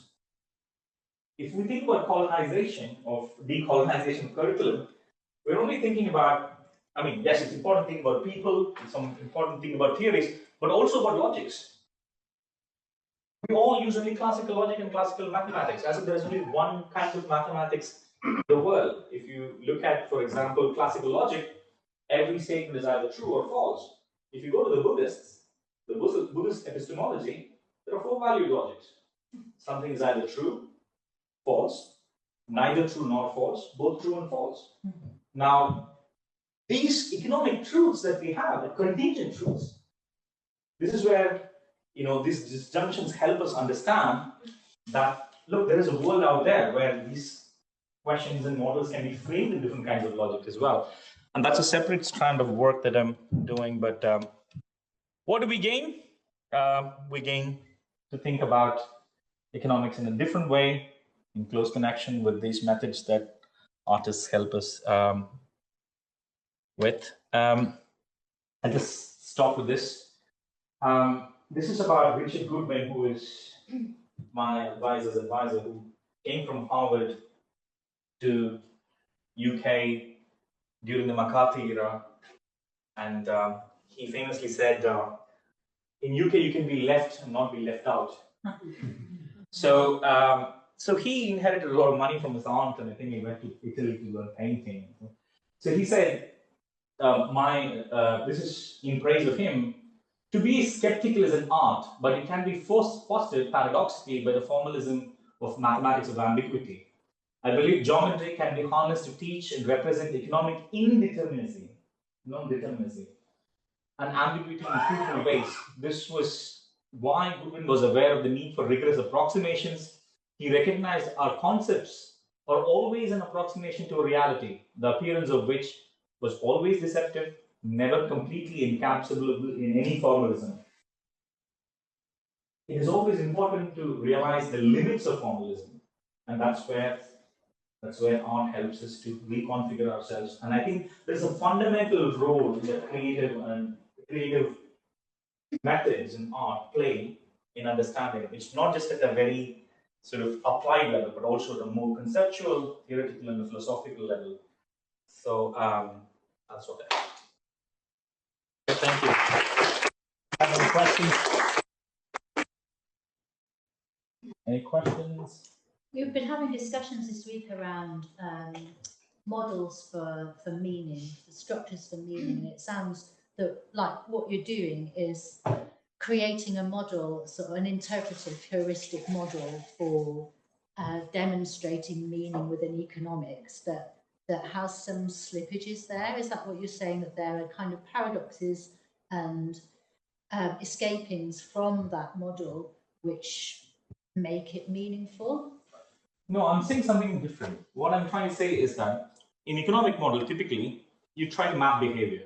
If someone behaves in this way, this happens, and so on and so forth. But then, if you take a famous model of indeterminacy, it says that you cannot have value and distribution determined simultaneously. It's a famous result by Sraffa.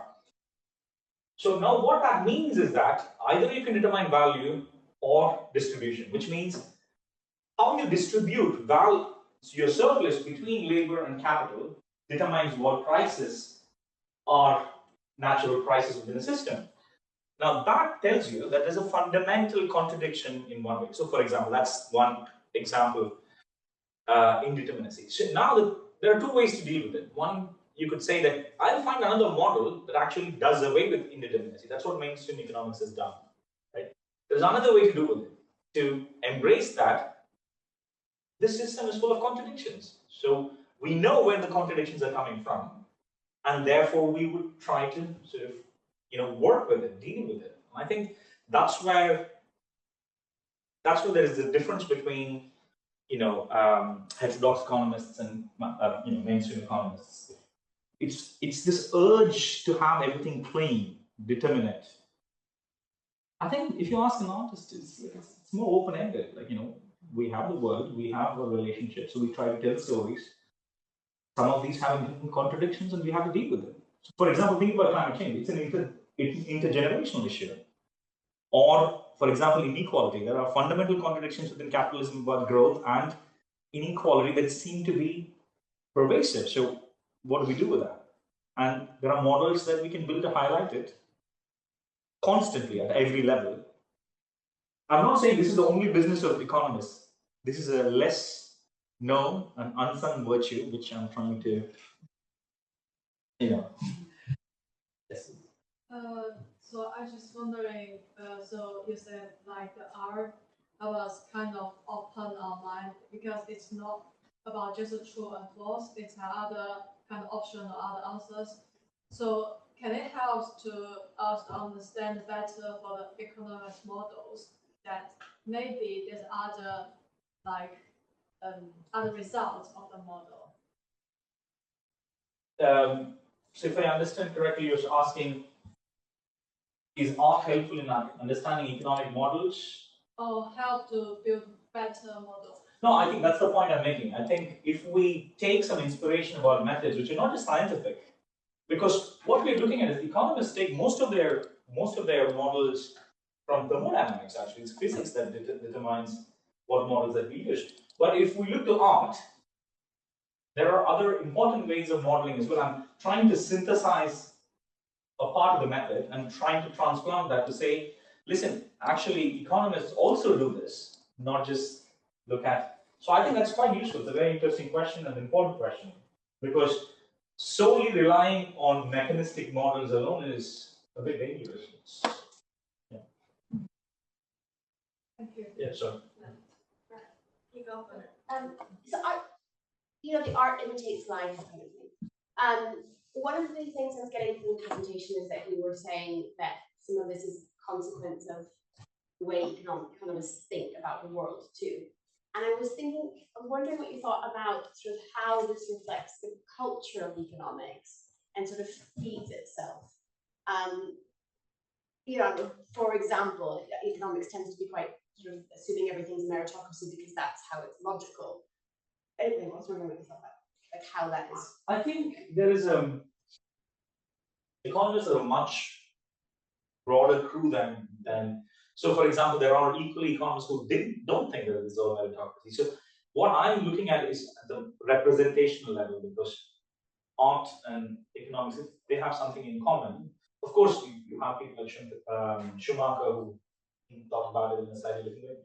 But it is the notion of representation. And I think that's quite important. People actually don't reflect on what these models are. What is their ontological status? What we can and can't do with the models. If we don't attack these conceptions at a more fundamental level, because we think everything that is mathematically represented is some kind of truth. In other words, it doesn't become more true if the Bible is recited in Latin, right? That's what I'm trying to say. You can still use it's a language and it's a representation, and you can sort of try to find limits. We don't build any model that shows the limits of what we're trying to do, and I think it's a very tricky way of doing it.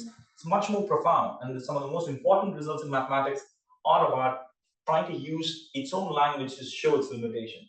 In fact, that is at the foundation of computer science, the Einschreibungs problem that Turing tries to resolve, but it's a much more elaborate one. I don't know.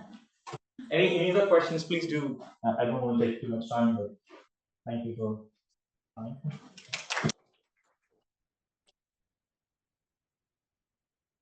Learning.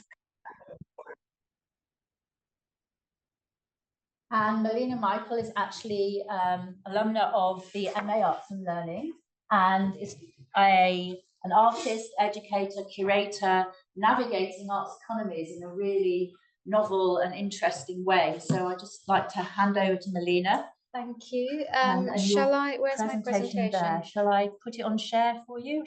Yes, please. It would be great. Yeah. Thank you. I'll just I can just share that for you. Mm-hmm.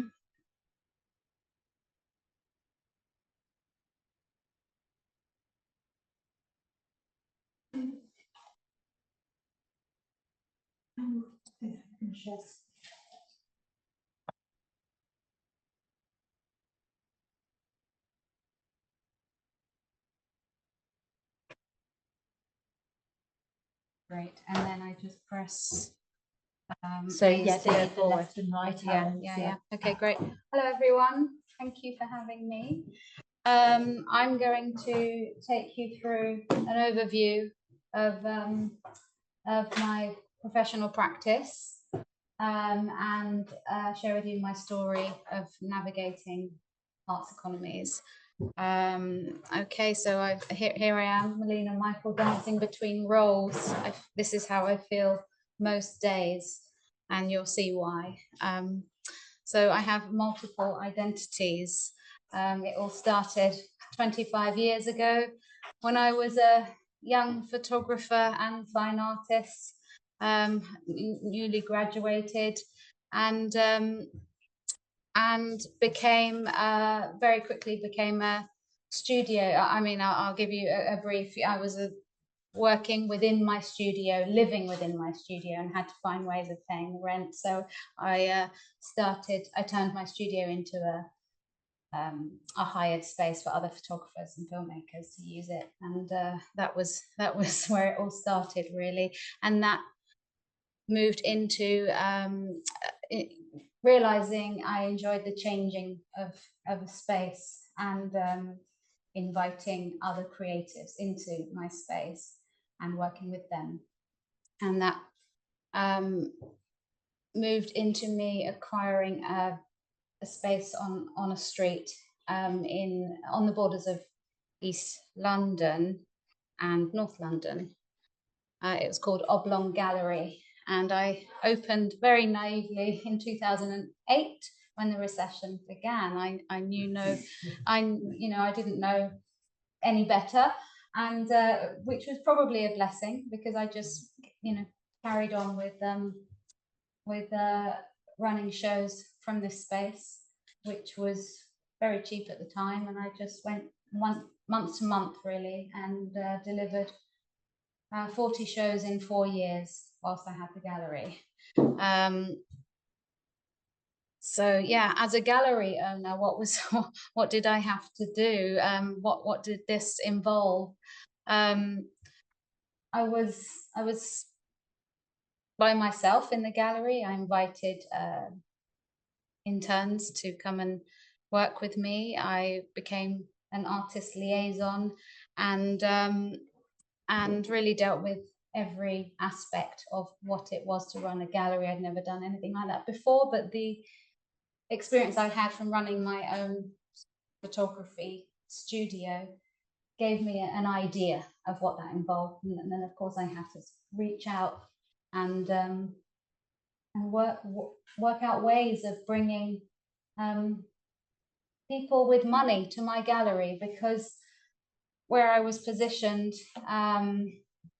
was on the borders of East London, even though it was in a very it was a funny place called de Beauvoir town. So it's quite affluent now, but at the time it wasn't really. And I just I was on the map at the time, and Whitechapel Gallery would bring round their minibus with all of their people to have a look at what I was showing. And I was fortunate enough to have both established and emerging artists at the time, which kept the gallery open. I was never able to pay myself, however, but it was fun while it lasted, and I learned a lot, and I built relationships. And yeah, let me move on to how I ended up an artist assistant after owning a gallery. The gallery had to close because they were refurbishing the building, and I think I was quite exhausted, and very accidentally helped a friend out one day and stayed with this artist for 12 years. But it was, I saw it as a specializing in one artist. That was my way of understanding why I wanted to be there. It was an incredibly privileged experience to actually make work with an artist and see it being hung on the walls in prestigious galleries and museums across the globe.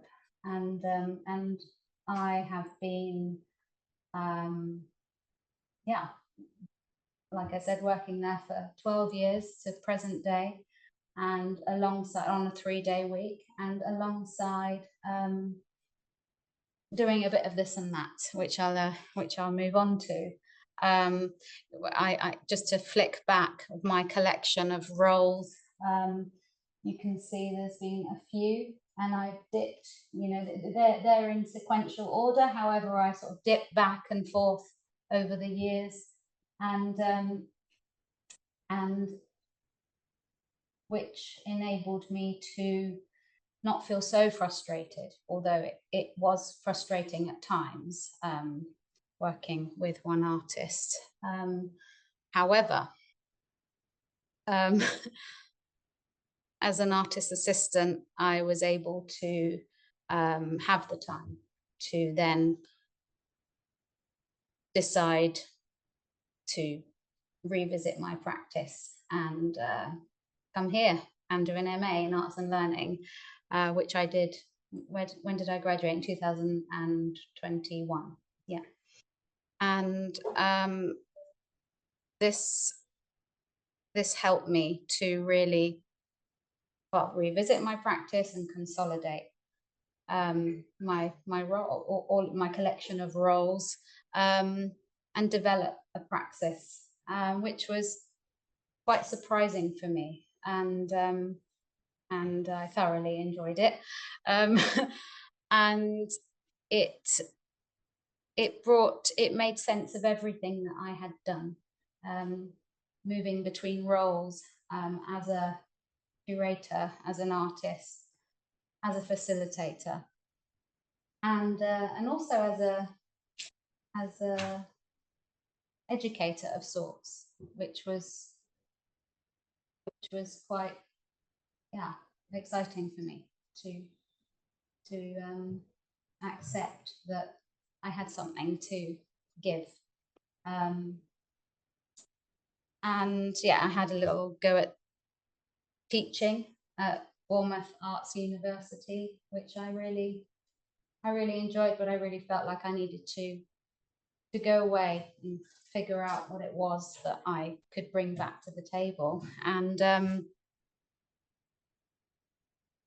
after doing my MA, during my MA, I developed workshops, and I started to think about co-learning curatorial aspects of my work. I designed collaborative and participatory workshops. These were sort of all new terms to me. Even though I was working with people, I didn't really understand what it was to work in community arts. In fact, there was a bit of a snobbery around it, having worked with very prestigious artists, and in that world, it just wasn't even considered to be anything to take notice of. Whereas this was, it was very refreshing for me, and I realized it was closer to my heart and to my sensibility. And I found it incredibly relatable. And so I developed a gestural transactional role play, 3-dimensional workshops, which I also worked with my peers on, a project that we put together whilst during the MA with Damali and Maggie, called Table for Three, and it was set within the Tate, and we had a patron. I think she was a patron of the Tate, actually, an artist and an educator sat at a table, and we prompted them with questions, and we wanted to create an equilateral space for them to exchange dialogue and to break down those hierarchical yeah, the dynamics, the usual dynamics that you would have, and we wanted to bring an unusual trio of people together, which was really wonderful. Actually, it sparked lots of dialogue, and again created an opportunity to really develop these workshops. So having done my MA and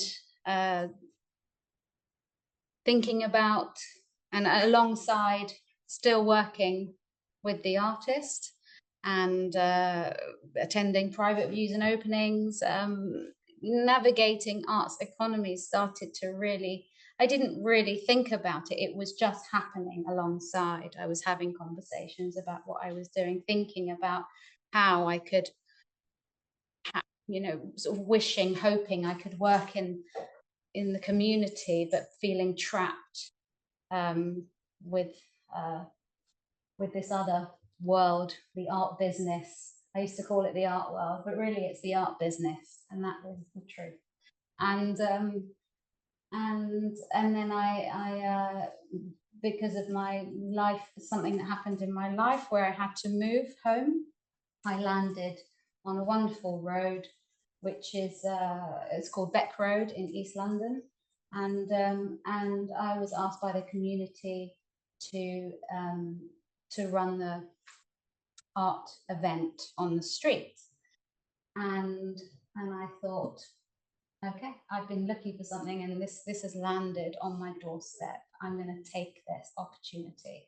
So I applied for funding, and I worked with my community of artists, local artists, to try and get money. It was very difficult. In fact, we were not successful. So I decided to go back to my fellow collectors, one of them who is a patron of the Tate and the V&A, actually, who ended up funding the exhibition on Beck Road. So it was privately funded in the end. But since then, I'm in the third year of doing this now, and we that really, yeah, that was my my window of opportunity to embed myself within my community as a community artist, curator, exhibition organizer. And last year we were offered money by European Heritage to deliver another event on the street, because it was, I think we had 4,000 visitors, so the audience was quite, and this year I'm in the same position again, where I'm seeking funding. But yeah, this is how it went, and I'm still with the artists that I sort of moved.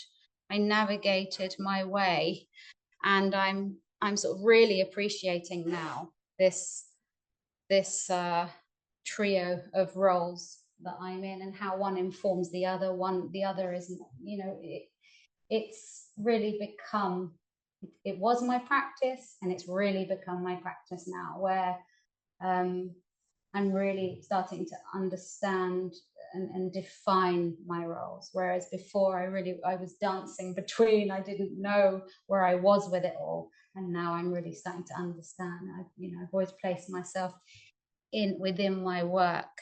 And these are just some more slides of the community arts exhibition on Beck Road. So the first year, this 60-foot table was funded. It was to elevate the common. So it meandered down the street under the bridge, which is really wonderful. And so that funded the production of that piece of work by a local artist. And the second slide there, you see me helping support the hand of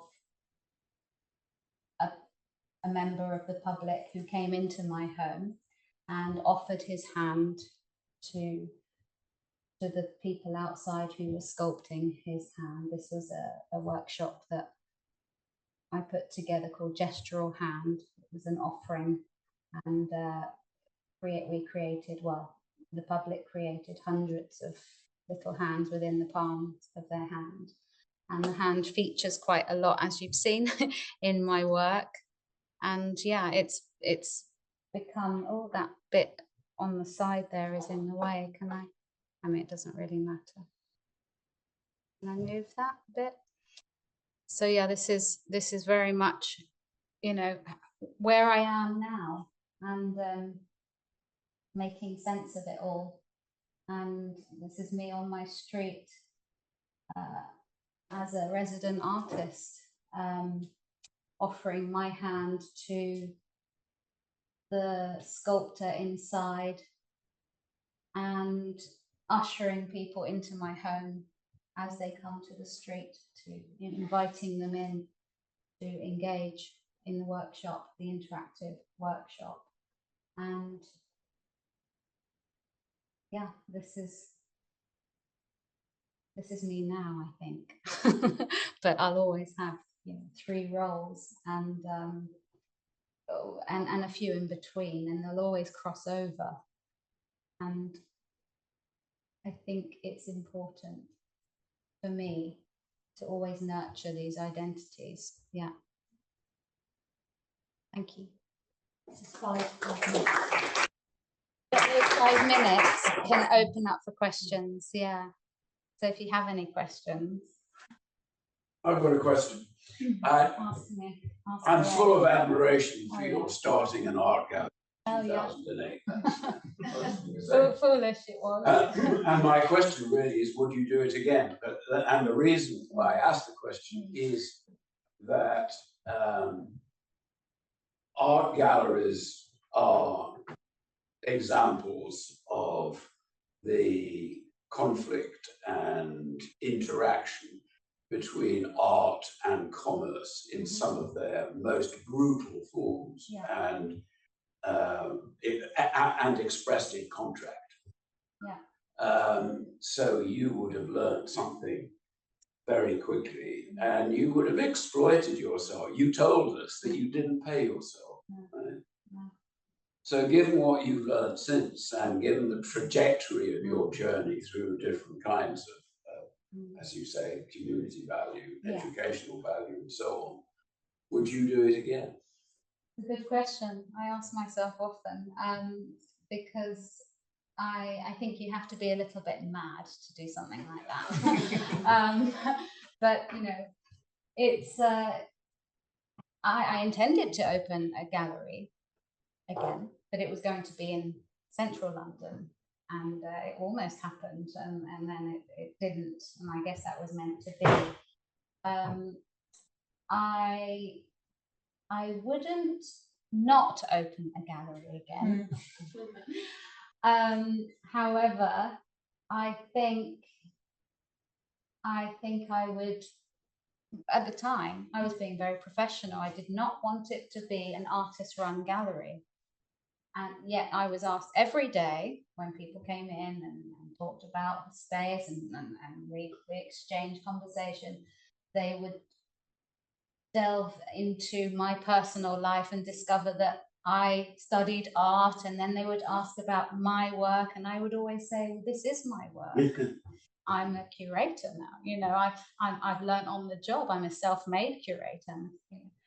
And I would often get, but you're foolish, you never married a banker, you know, because that, you know, this is quite often the case with galleries. You know, there's the funds are usually there before, and these sorts of spaces that don't have money are usually artist run, and I was neither of those things. I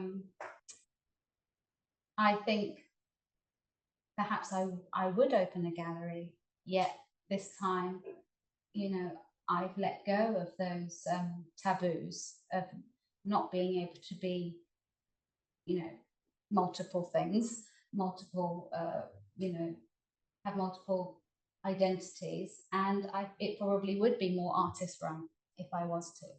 I would be brave enough to put myself out there a little bit more than I was then, even though I didn't think I wasn't being brave.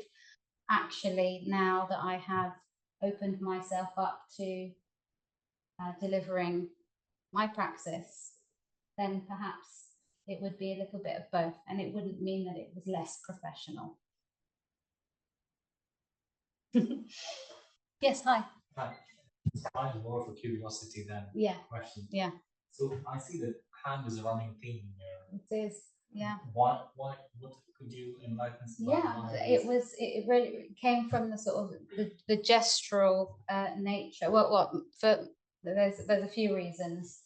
I wanted to offer my hand. I felt that as a facilitator, you know, I provide a service in my work in a way, and so I felt the hand was very symbolic of that. Also, the hand being the art class scenario that I have designed within my trio, three-dimensional workshop, was about breaking down those inhibitions and those discomforts and learning to draw. I didn't feel like I could draw when I was studying art, and I didn't feel like I could paint. I turned to photography, and you know, the idea of drawing a hand, you always hear, oh, you can't draw the hand, you know, it's really difficult to draw the hand. And so I just felt like I wanted to put the hand there to be even though it's I was offering my hand, and and reaching out. I wanted to sort of create a mixture of feelings, you know, and you did get a lot of, you know, there was a lot of apprehension when people approached me, but they wanted to take position.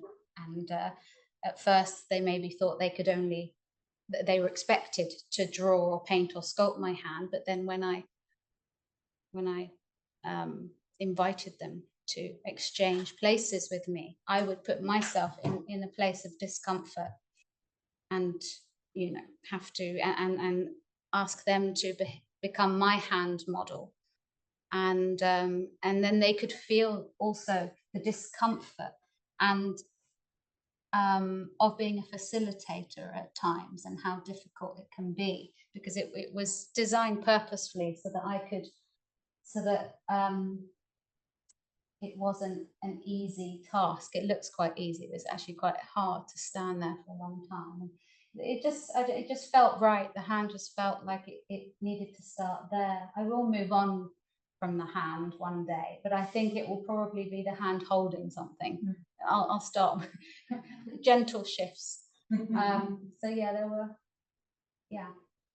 there's more reasons too, but yeah, the gestural and the street performer, it's all in there.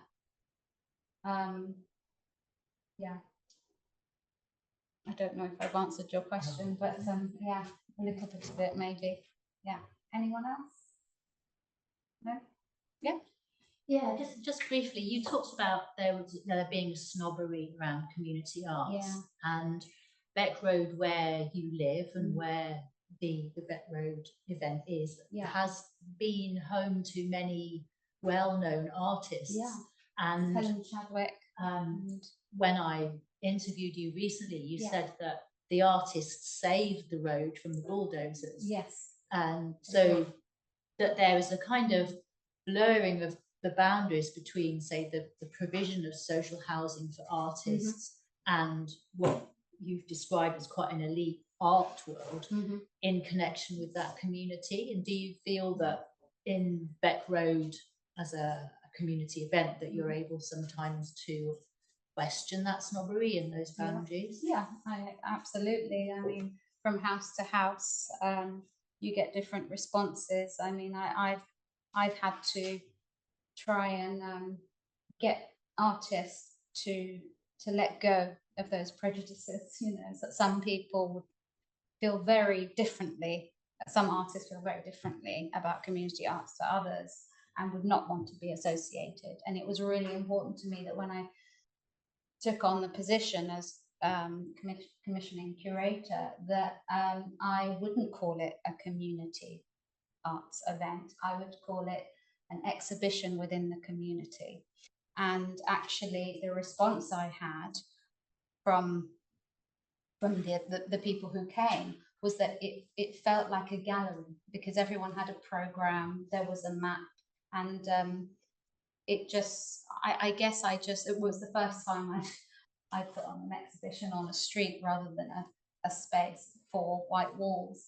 And but it still had that feeling of an exhibition. So I sort of won them over, feeling like, okay, I can do this now. And now that's the second year, they feel better about being part of the community, and also having seen other events that took place on the street performers and different, you know, workshops. They could see how that positively impacted the community. And people talk about it all the time, and now they feel proud to be a part of it. So I feel like I've done something there, but it's still a challenge working with a community, especially where you live. I think I said this to you, if you stick your neck out, people throw stones, and yeah, I've had to my backbone is getting stronger, but it's tough sometimes. Yeah, but thank you. Yeah. Well, thank you. Thanks so much. Okay. Right, you have a pen.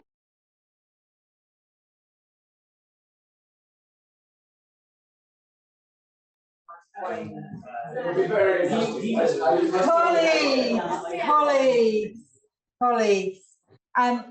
I am Siân, and I'm without my trusty sidekick, Adrian, which I feel there's something missing. I do feel bereft. I feel it's quite complicated. And without Adrian, I lack different forms of diversity that Adrian brings to this.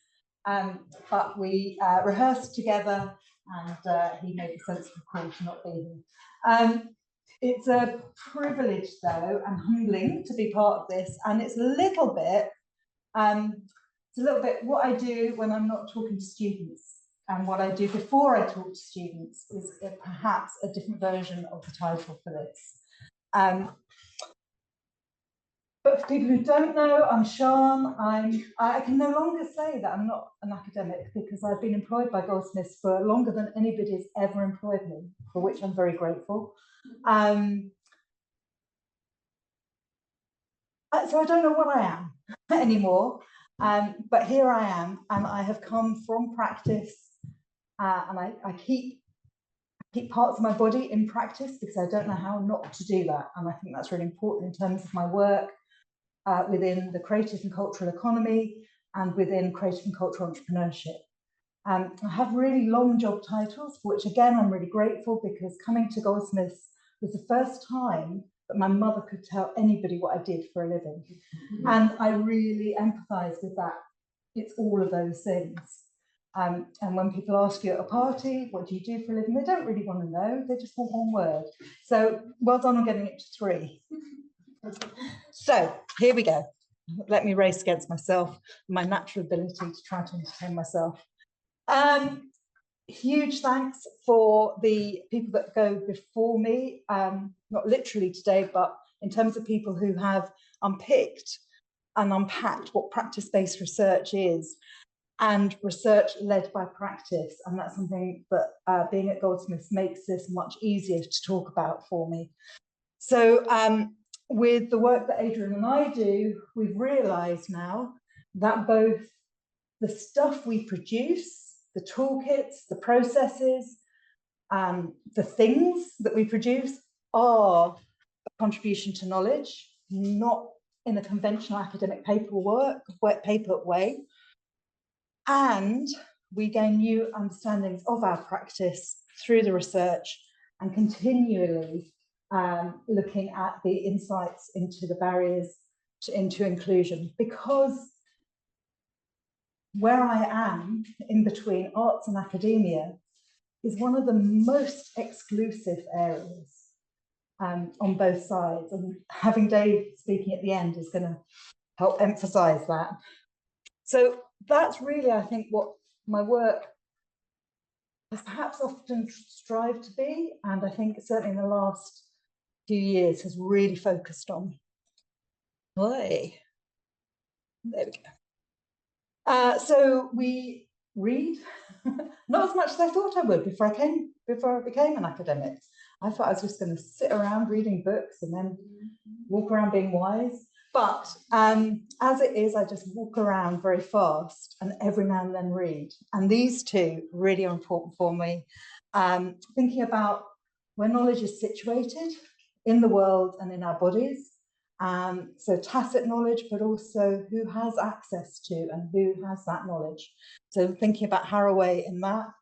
And also leaning into the design field much more, thinking about the ecology of experiences. And thinking through practice and thinking through that creative process, which has become hugely important and helped me understand what it is I do.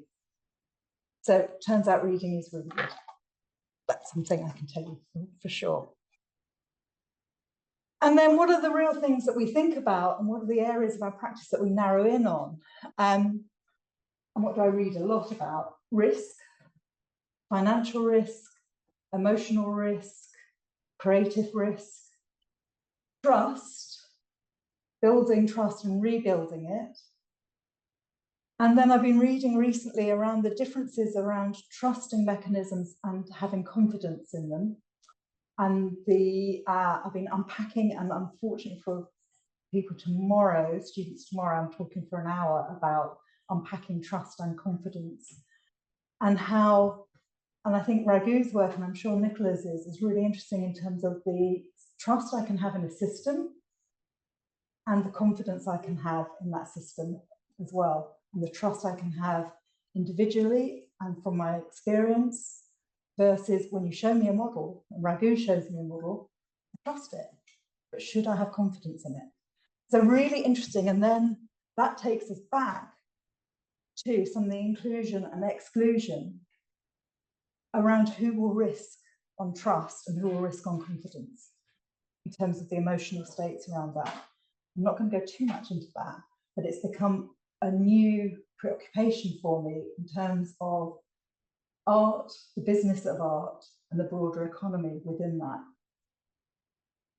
IP, I have a really complicated relationship with intellectual property, but we're getting better with it.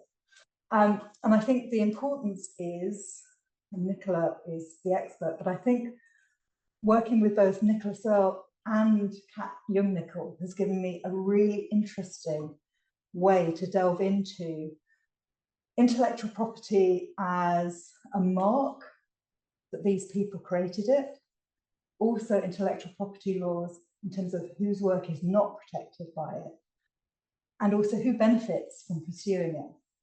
So I think, again, this comes back to this culturally aware model of creative entrepreneurship education and building a business model around creativity. Who is included and who isn't, and whose laws are helping to provide that support for them. So in whose name is something done, and I thought there's so many interesting things around whose name ends up on something, and also what can't be protected but should be, and how many countries are working towards developing a more nuanced version of intellectual property law to protect more Indigenous folk knowledge and sharing of creativity, and which countries aren't. Here we go. Although Adrian's not here, there's also a lot of other people who aren't here, and I just want to let you know that these are some of the practitioners who annually speak at our Business of Creative Industries module, but also we open that up as a Sustainable Enterprise London Festival.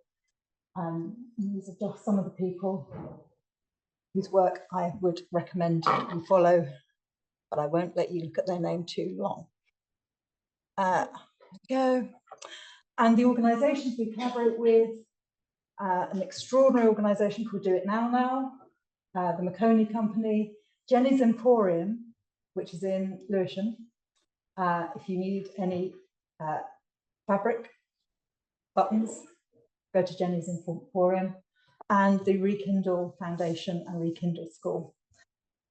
All of them have allowed us to dive into their business models in quite ridiculous amounts of details. And I'll tell you more about that. This is a quote that inspires me a lot. Makes me quite angry, because he's right. So it's from George Gashara, who is based in Nairobi. He is a research fellow for the Global, no, it's not called that anymore, is it, Martin? The Global PEC. Yeah, GCEC. GCEC. Global Creative Economy Council. There you go. And he's also a Goldsmiths Entrepreneurial Fellow for us. And he said in a talk 2 years ago, resilience is tantamount to neglect. And he found the UK's, and particularly the Arts Council of England's, encouragement for organisations and artists to be resilient was just our government acknowledging that we had systemic failures that meant that individuals and organisations had to build resilience into it. Resilience is only important if you are predicting that things are going to be thrown at you. So we've really looked at what can we talk about and how do we frame something rather than it being resilience. And also, can you model something that doesn't have a notion of resilience within it? What does it look like then? Or is that setting somebody else up to collapse when those things do hit you? My starting point a long while ago was when I had developed a whole load of quite good tools and techniques for helping people start up and transfer their creative skills and confidence into confidence to set up something either self-employed or larger as an organisation. And just as I published these tools in Creative Commons license in nice little booklets you could buy from Amazon, or you could just download for free, these guys came along and said, oh, you don't need lots of tools, you just need one big A3 sheet. And they are also the only people that seem to have come up with a pithy definition of what a business model is. So they inspire me in the way that most startups get inspired, by irritating me. Not that they're not right.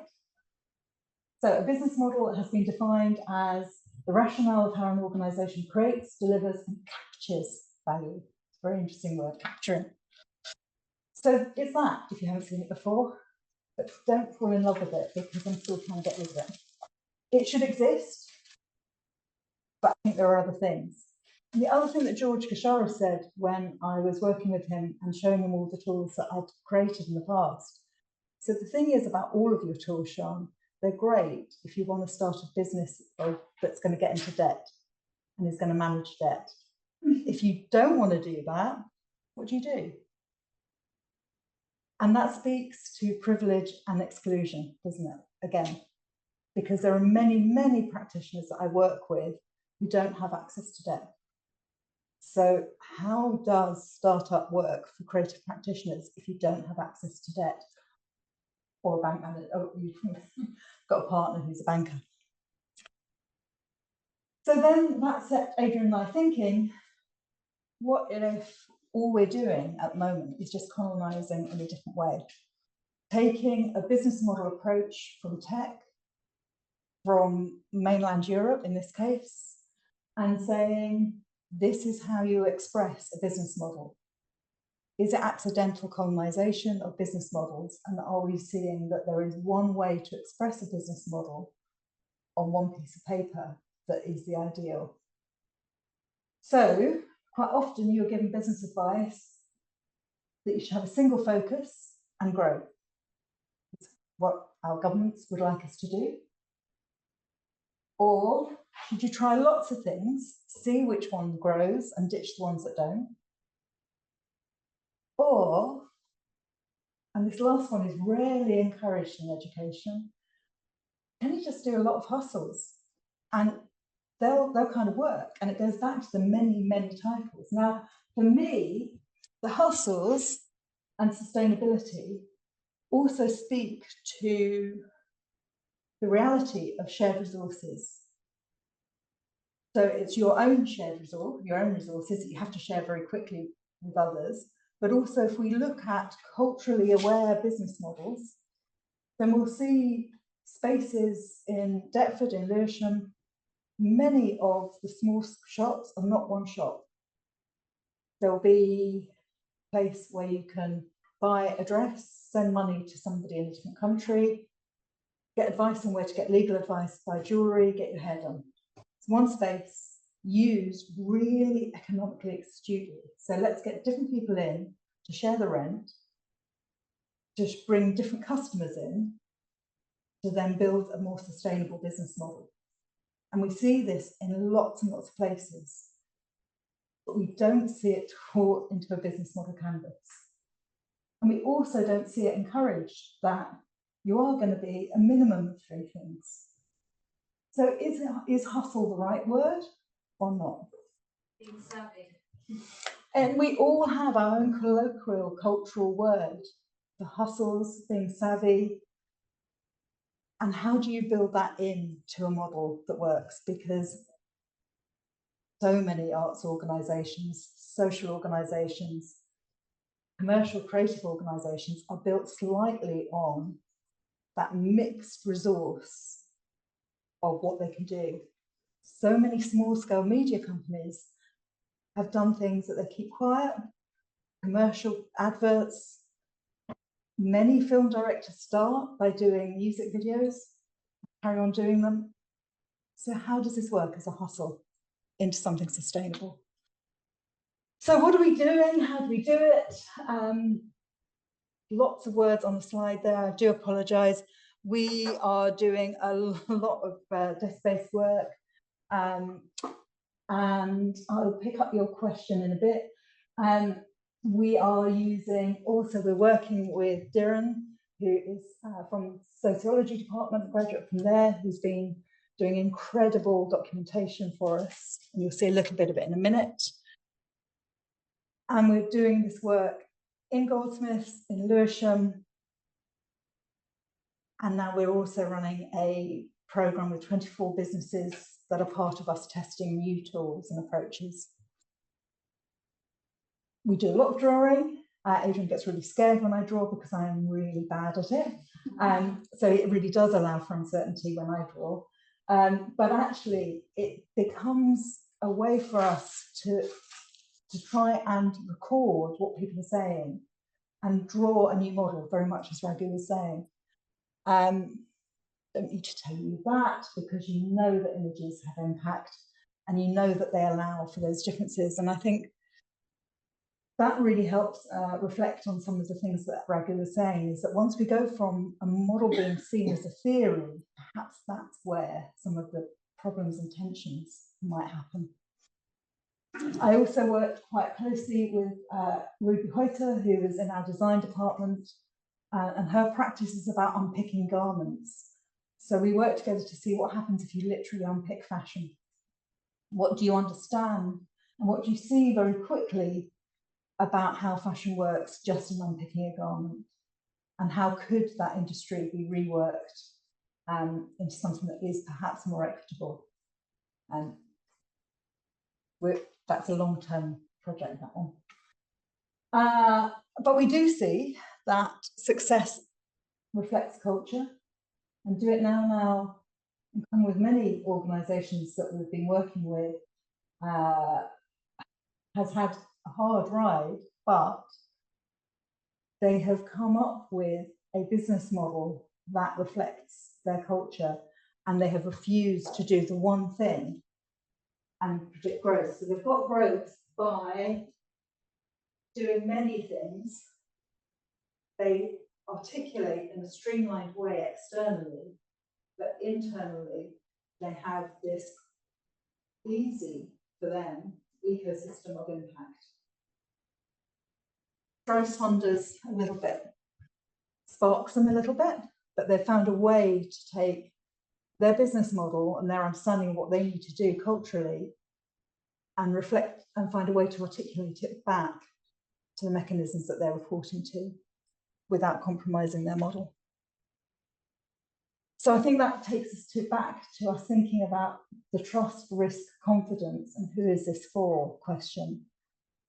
And when we are listening to the practitioners that have been part of our practice-based research, the thing that comes through overwhelmingly is very few of them are doing this to make money for themselves.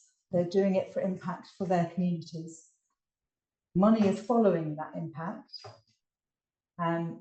but they're starting with impact first. And these are three that we've managed to do quite in-depth case studies with. So Bio, Jennifer, and Ruth. And I'm just going to indulge myself by playing a little bit of the film that Darren made, but actually a little bit of the film that Ruth made for us of her after a day's work, because we wanted to capture what their business is as well as what their business model is. And I will stop it after about 2.5 minutes. I'm sorry, Miranda, you've seen this before. But... I'm back in my hotel room after a long day, delivering multiple workshops at an independent school. I feel that was really important because those young people, lovely though they are, incredibly privileged. I feel it's important to get in there and talk to them about working class communities, about race, about their own privilege, about using it with compassion. But then I'm kind of the moment bogged down with a bit of guilt in terms of, is that a day well spent or not? You know, trying to avoid mission drift, not being patted on the head and make other people's days feel really interesting. I'm also really tired. Been sat watching the government implode, trying to watch my team on a tiny laptop playing football and trying to talk to my daughter on the phone who's in floods of tears because I'm away. So it's one thing that one of those social entrepreneur days that's really heavy. You know, I've had to do a lot of talking about my background, my race, social class, some of the challenges, alongside trying to motivate and inspire young people. All of which is done while having 3 to 4 days away from my own daughter, which feels quite hard at the moment, and staying in a really disappointing London hotel. It's like a Butlins Barracks. This is not glamorous at all. So yeah, I'm feeling like this week is pretty typical of what my life is like fundraising, raising the level of visibility of the work, talking to people who probably just don't get it and trying to persuade them, but also now being aware of how tiring that is. I'm absolutely exhausted. Anyway, so that's today. Feeling quite reflective. Is it worth doing all this and not being around my daughter and maybe not being with young people that are most receptive to what I've got to say and who I am?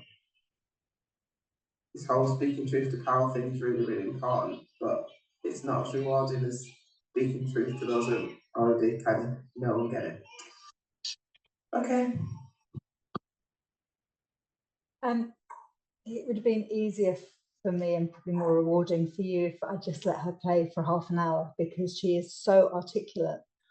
And it also made us realise and reminded us of the importance within the work that I do around creative entrepreneurship that isn't around resilience, but is around the sorts of support to support that fragility. Because without that fragility, somehow everything doesn't work as well. but to be on some of the bigger days, to be revisiting trauma and to be part of your business model, which is selling a learned experience and often having to go in very hard around it. What is that doing as a way of being a cultural entrepreneur? What is that? As well as what on earth is that business model? And this is why I work with Adrian, because I realise he's going to edit me out of what I was next going to say. But I am chair of an organisation called National Ruddy Mugs, which is something that I'll talk to you about over tea one day. But it's important thinking around, I think, as we understand the experience of the importance of bringing a lived experience into organisations, or a founder moving from it, or when funders are asking boards to be made up from lived experience, we're also asking people to revisit, to share, to tell that story, and not always for clear reward. How is that culturally responsible? It's a huge, huge, huge question, I think. And then we wonder why more people don't risk and join the arts and creative industries. Well, we don't, because Dave tells us why we don't. There we go. We won't listen to her again, although I would love to. Right. And then she said this very, very succinctly. I don't want to learn from a system that's oppressing me. Quite right. Why would you? I think there's so many of these kind of 5 tips to be a social entrepreneur. They're corporate tips. And actually, for me, I don't want to borrow from the system. So if we're not borrowing from that system, that's why our work, and I think the questions that were asked earlier this afternoon about can we do the non-extractive relationships become really important, because I'm learning and gaining so much from this. How, again, am I not doing it in an extractive way to create new models? And it's a complicated thing to keep thinking about. But hopefully we're creating new tools that aren't going to be about borrowing from that system. This was our second draft of something that is more around the leadership issue and more around trying to find some of the vocabularies and the tensions or potential areas for this leadership modelling before we did the business model almost. Where does lived experience come into this sustaining model? Where does the acquired knowledge come in? How do you acquire that? Where is the individual learned knowledge and where is the peer and shared knowledge, and how does that come in to support it? How do we deal with fragility and resilience? Because you can't say it has to be all one and ignore that our system does require us to be resilient. And how do we deal with strategy and improvisation? And how do we create a business plan that's probably never shown to a bank manager or an investor, but brings those complexities into it? And how do we, when we're supporting entrepreneurs and people who don't see themselves as entrepreneurs, how do we deal with that complexity without putting you straight into a business model canvas? We're not sure, but we're beginning to find out. We've got lots more inspiring quotes for us, quite like Jessica Allen telling us perseverance is a misplaced word. Abandon the box, don't think out of the box, let's abandon the box. The box doesn't make sense. Liberation from not being grant dependent from Susan. And Drew, Drew is just saying he's constantly working with those gatekeepers, and how he works to decenter authority in his spaces so that he doesn't accidentally mirror the systems that he's trying to change. So we tried to, so this is my big joke, and Adrian was saying to me that yesterday, this is really not funny. There I am saying I want to get rid of the canvas. What do? I create a new canvas. And partly it's because academics should rarely try and tell jokes, but partly we also recognise that when we did that, people are like, yeah, but where's the canvas? Oh, all right then, because trust and confidence, and when you're going to risk not having a canvas. So we're trying to develop a way to look at, for cultural entrepreneurs, and we're testing this with a lot of people, about decentering your authority. And what does that give you in terms of anti-fragility and not requiring that you are the one authority, but also what does that do in terms of different forms of collaboration and different ways of bringing people into your organisation and your processes. And then we came up with another canvas to try and build a more equitable and inclusive culture, because we see this so much with creative entrepreneurs that the first people that they work with are people very much like them and in their own social networks, and of course, and then it replicates and replicates and replicates. So we're working at the moment with 24 organisations from the Thames Gateway production corridor who've all put their hands up and said, we want to grow, but we want to grow inclusively and responsibly. So we're seeing how we can work with them to build that different sort of organisational culture.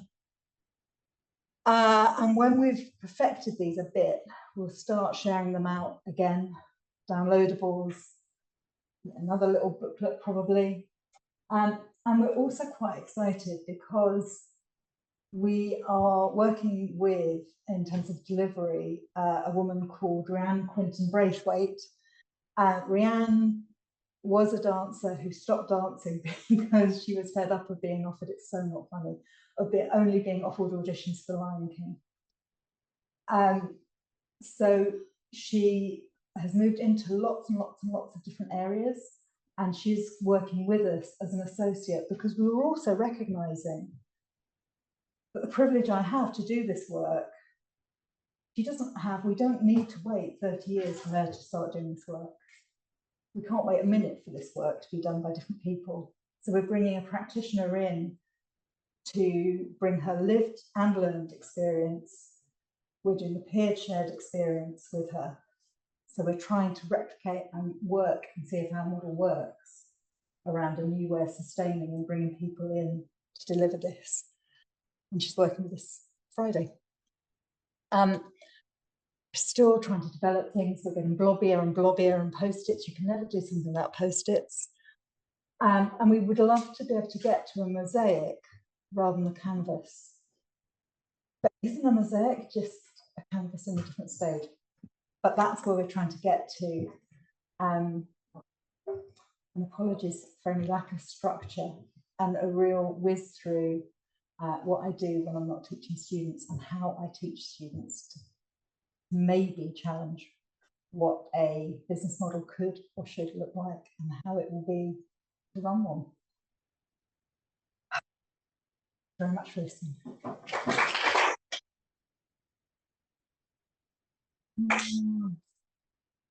And I've got a question online, which is how do you decolonize the language as well as the model?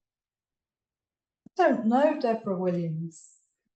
Deborah Williams is online in the chat. And that is something that we've got to watch for and trying to find approaches that gain trust of the existing ecosystem, as we call enterprise work, while bringing difference into it is really complex. So that's also why we can't really ban the business plan or the business model canvas, because it has such traction in terms of showing a reduction of risk.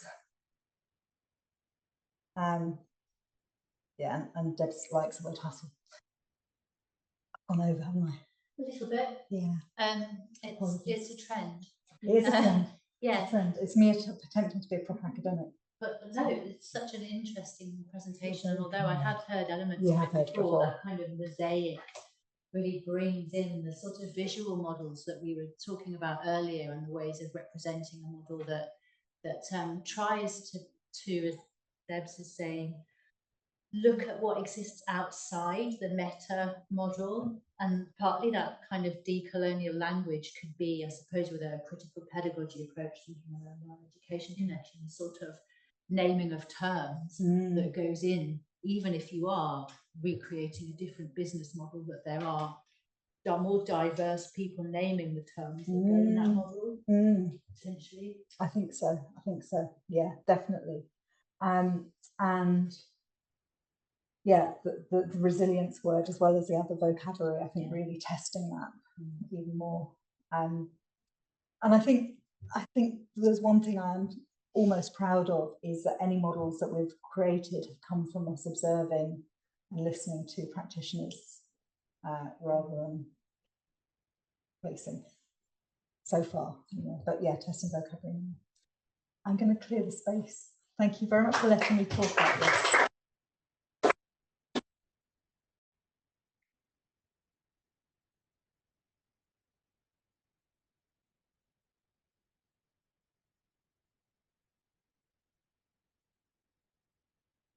Good. Yeah. Thank you. Hello. For those of you who don't know me, I'm Melina. I'm one of Siân's colleagues. I also teach on the Masters in Creative and Entrepreneurship. My training is in economics, and I've been doing a lot more work in management, and I specialize in innovation. So I quite lively take the word Arts Economies to mean financial economies, which of course got events like this hammer it home the fact that is not the case. Nicely, thank you very much, Siân. You led into the business model side of things, because my work has been looking at how we go from technology changes to business model changes in the creative industries. And which interestingly, and we're talking about the business model canvas, is what the critique you took towards it, which was kind of more of the, how does this replicate all of those power structures, and how is this not actually serving what it should do? And what's happened in the business models academic literature is that it's been politely ignored. So since the 15 years since that came out, it's essentially been completely replaced with a theoretical approach that doesn't have the same connection with reality. So I'm going to talk about the amazing race. I hope you appreciate my amazing pun, which is AI assisted. It took me a while to get there. I'm hoping it's AI, amazing race, and also technology races, which is where I'm going. Unfortunately, this presentation did not literally write itself, which had I put it in AI completely, I could have. So the overview, just to give you an idea, is my background is starting off, my first degree is in international relations and economics. So I've always had this kind of policy interest, and I worked in the intellectual property office before I really started working on this area. So I'm constantly thinking about the policy implications of how all these market changes impact and how they can be mediated by policy interventions or not. So the kind of story today is innovation versus innovation. I'm going to look at the impact of digital on the CI business models. And Miranda, as you were speaking, I realized something slightly worrying about my second point, which is the impact of AI on the creative industry business models. Because in the UK, AI would be a creative industry because it's software. So that's not quite the same statement that we would have in, that's not quite the same statement that I meant it to be, but I realized that as you were speaking that from a UK definition, that's not a versus, that's an and. So I asked the AI to give me some more taglines, and I love this one. In the world of business, digital technology is the canvas, and creativity is the brush that paints success. And of course, AI is quite easy right now to get it to say very silly things, but I think it does reflect kind of a general feeling about what AI is expected to do. It's supposed to have this kind of revolutionary impact and unleash creativity, etc. But what I'm going to start with instead is a look at digital and copyright. This work comes from two pieces of funding. So the first is a Create piece in 2017, and this is University of Glasgow, and that was a meta-analysis of business models in the creative industries. The second piece is George Mason University, and that was looking a bit more at the policy narratives in media business models. And I have two working papers. The first is appropriability and competition between complementers, copyright and music business models. and that's looking at the relationship between essentially music labels and the downstream complementers, so the streaming platforms, the business end, sorry, the consumer-facing end of the value chain, and looking at how technology and copyright has changed that relationship over the last 25 years. So I've got a piece, part of that is in this presentation, and then also part of a piece that I'm working on with Siân, which is looking much more at the industry narrative in the UK and looking at how business models have become sort of this solution, if not or not, and copyright, and more of a kind of general approach to what policy thinks of these things. So just a quick sip of lukewarm mint tea. The first is just a quick slide for copyright, and for those of you who are not passionate about intellectual property law. And copyright is an intellectual property. It is a key unit of value in the creative industries. And when I say that value, I'm saying essentially financial value. It's kind of a nice legal definition, a unit that can be helpful in terms of contracts. It's also a key regulatory area. So the creative industries used to be referred to as the copyright industries, and many of the definitions of the creative industries still include the word copyright. So these are areas that are very dependent on this as a policy and an asset. It's also a key means of protecting value. So it's kind of this fence. There are many ways of thinking about copyright, but I'm thinking about it mostly in its role of allowing firms to capture value in their business models. It's kind of this unit that works inside the business model. I'll start with digital. I didn't actually see what time I started. Okay, I'll try to keep to time. So I'll start with digital, and this is where my work has looked. This is what I've done already, and then I'm going to, the second half, look at it in terms of what the expectations probably are with AI. Anyone know what happened on this date? 25 years ago, sadly not to the day. It's really important in terms of digital media. Something started. Digital, like you Copyright Act? Oh, no, but I would, yeah. It's 1 year too early. It's I think you're right, I think that's 98. Yeah. Sorry, Photoshop, we're getting there. It's a bit of a tricky one, sorry, that's a bit cheeky. Napster! So Napster launched 25 years ago. And what is funny and I find about Napster is the fact that I used to be able to say this to students and they all knew what I was talking about. Now I say it and they look at me like I have two heads. So Napster is a peer-to-peer sharing organization or platform where what happened in the 90s was mass consumer copyright infringement. So I was an undergraduate at the time, and I can tell you that my hard drive was full of poor quality MP3s. So Napster is kind of a symbolic platform as opposed to the actual tipping point. But you can, once we get to 1999, this is when we start to see things really fall apart. I am going to use the music industry several times as an example because it's kind of the most well documented and clearest in how the business models work and how copyright is structured. But a lot of these things are true for any types of media, so games, film, etc. I'm going to use this slide twice. This is essentially what the research has been looking at, is this process. So the first is the technological and market changes. So what happens with digital is a massive reduction in the cost of copying. So it becomes significantly cheaper for anyone to copy content. So it was much more difficult to make a copy of even a CD. Copying a file is easy to do for both consumers, it's easy for firms to do it, it just becomes so much cheaper. And this kind of unleashes this whole industry. So we have market changes, and we want to use all the buzzwords: intermediation, remediation, disintermediation. I think I've got those actually slightly wrong.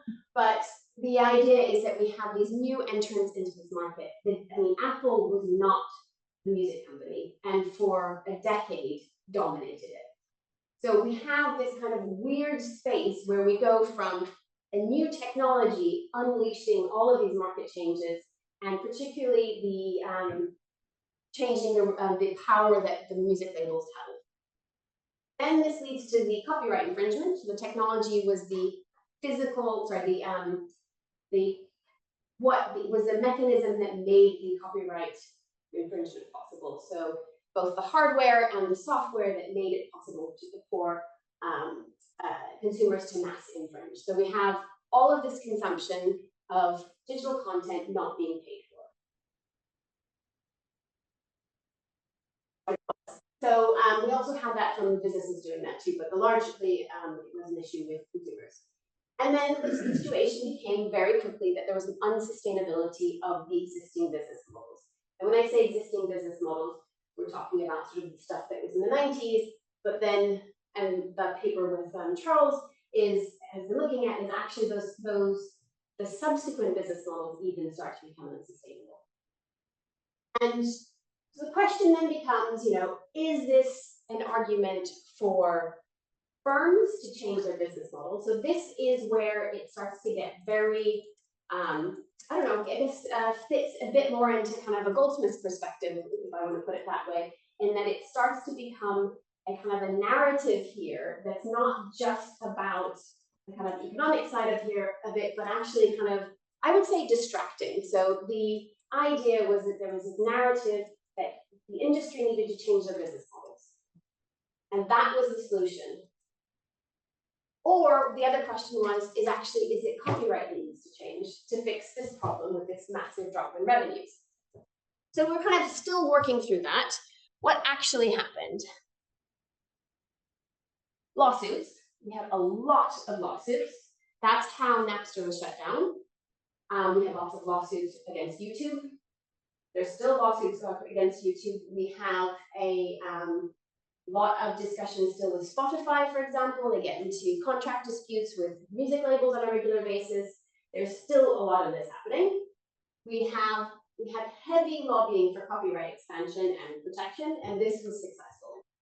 So overall, in the last 25 years, copyright has expanded domestically and at the EU level. It was already fairly pro rights owners in the States, and it's made it easier, it's given copyright holders a bit more power, particularly over consumers. That's been successful. We still have this strong narrative, and we have not got away from it. In fact, Sean's presentation demonstrates the fact that we are still talking about business models as a solution to any challenge in this area. And we still have this popping up across policy, in business support, you name it. So the solution is that, you know, creative industries need to change their business models. What we have at the moment is streaming as the dominant business model across digital media. And I put the word might have solved it for two reasons. First of all, streaming until recently was largely not owned by the creative industries.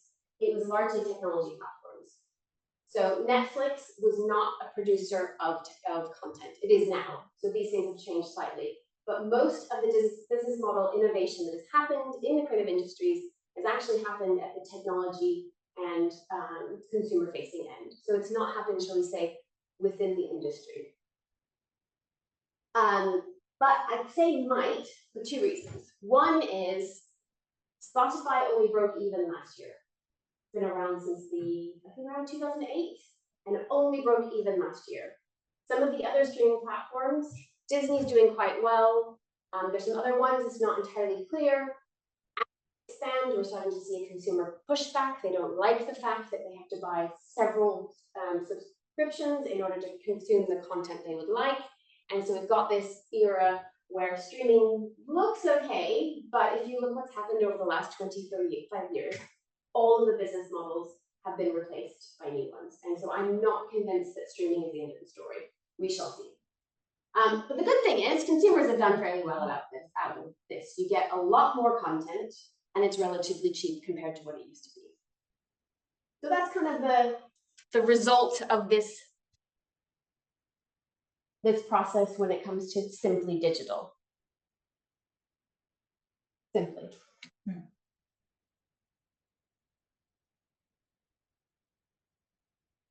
So when I was reflecting on what I wanted to say today, and I was thinking about what is the kind of core challenge here. And that is innovation versus innovation, was how I was thinking about it. So governments love innovation, right? Entrepreneurship, type of innovation. Arts economies also have a lot of creativity and innovation within them. So there's a lot of innovation on all sides of this discussion. And governments love innovation because in theory, it leads to creative economic growth. This is an incredibly reductive slide, okay? So this is innovation versus innovation. Governments like the creative industries for innovation. We've got creativity, growth, cultural heritage, hurrah. Technology, we like innovation, and growth, which just tends to be the focus more on the technology side. We have a lot of money going into making the technology lead to economic growth in this country. So we have this kind of tension between these two, because it's not, there are spaces where these two can work together, but as I'm arguing, it's actually what is happening with these technologies is they're actually, this side is getting much more of the pie at the cost of this side. So, but as I said, AI is a creative industry, or rather it's a technology within the creative industries. These two slides hopefully will explain how the financial side of this has worked out. So this is US music revenues from 1977 to 2017. The data in the US is very much available. And you can kind of see how the formats change. Napster is here. Compact discs were very profitable. Napster kicks in, and we're slowly getting, and this is the Apple area, iTunes, and streaming is finally picking up. This is inflation adjusted. Only now, in the last few years, are we starting to see an increase. Actually, I suppose time flies, it's now 10 years. At the same time, this is the technology index in the US for the stocks from 1990 to 2017. So there's a little bit of a difference between those two. And so in this instance, I would say, what policies we're able to do, and there are obviously limits to what policies we're able to do, but the winner here has been the technology industries. And so now let's look at AI. So that's, sorry, I should say, so that first part is what I've been working on, and I'm looking at the pieces of how these powers shifts have worked out in terms of economic and policy impact. So I have another Ask the AI, something interesting to say on this slide. So we have revolutionary creativity and amplifying products. Fantastic. It's also amazing, the slide designs can be done with AI too. So slide might look familiar. So we have, again, technology changes. So we have a new technology, AI. What AI does differently is it reduces the cost of creating content. So digital was the cost of copying. This is the cost of creating. And I'm expecting, we're all expecting to see major changes. So I would say, when we think about this 25 years from now, the launch of ChatGPT in, I think it was November 22, will probably be the Napster of a future presentation. So it's still kind of working out what the actual market changes are going to be. I suspect, again, we're going to end up with a very similar discussion. Copyright infringement, I put a question mark here because we don't actually know. And I don't want to go into a long history of copyright in terms of digital, but there were phases over the last 25 years where we were in a similar situation when it came to digital. We didn't actually know what was copyright infringement and what wasn't. Right now, we have big debates going on about what is permissible in terms of using copyrighted content to feed AI. So we don't really know if that's infringement or not. And this is being debated. We are very quickly going to end up in the unsustainability of existing business models. You cannot compete with a massive drop in the cost of creation, in my opinion, based on the existing digital media models. So we end up with, again, changing business models or changing copyright. This is what I think we've seen so far. First, we've seen a lot of lawsuits. There is a researcher at the University of Sussex, Adrian, who had a running list of these, and I think he's given up updating it because it's so frequently being added to. So New York Times is suing, they're all suing. And they're suing the AI owners for copyright. They're saying you're using my copyrighted insurance. We don't know. There's a huge lack of transparency here. We don't know if it counts as copyright infringement. It's going to depend on the jurisdiction. So the UK very happily was saying, oh, that's fine. This does not count as copyright infringement, which led to one of the reasons that the UK had the inquiry into creative industries. I cannot remember the full title, which some of us contributed to, and eventually that recommendation that there be a fair use of copyright in AI was ended. So we'll probably end up in a similar situation with the expansion of copyright. Whether or not that ends up in translates to actual market power is a big question. And I think we're still going to get a discussion that somehow the creative industries needs to change to adapt to this. I put X because at this point I really don't know. Nobody really does, but we'll see. So look how happy this consumer is. So what happened next? So I think we're still going to see the government focus on innovation, but looking at it from a technology perspective. Because governments like technological supremacy, we're seeing more discussions about sort of, there's more protectionist kind of narrative happening at an international level. There's technology races.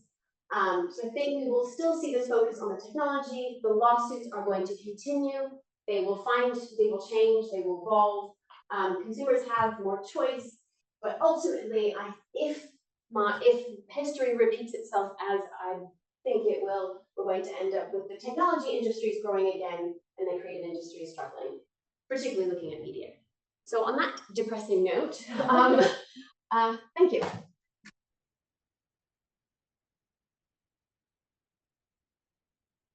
There's a question online. Yes. They're warmed up down here online. Well, the statement, we're already there, as trust with large tech is not there, even with current ways of trying to democratize the arena. So,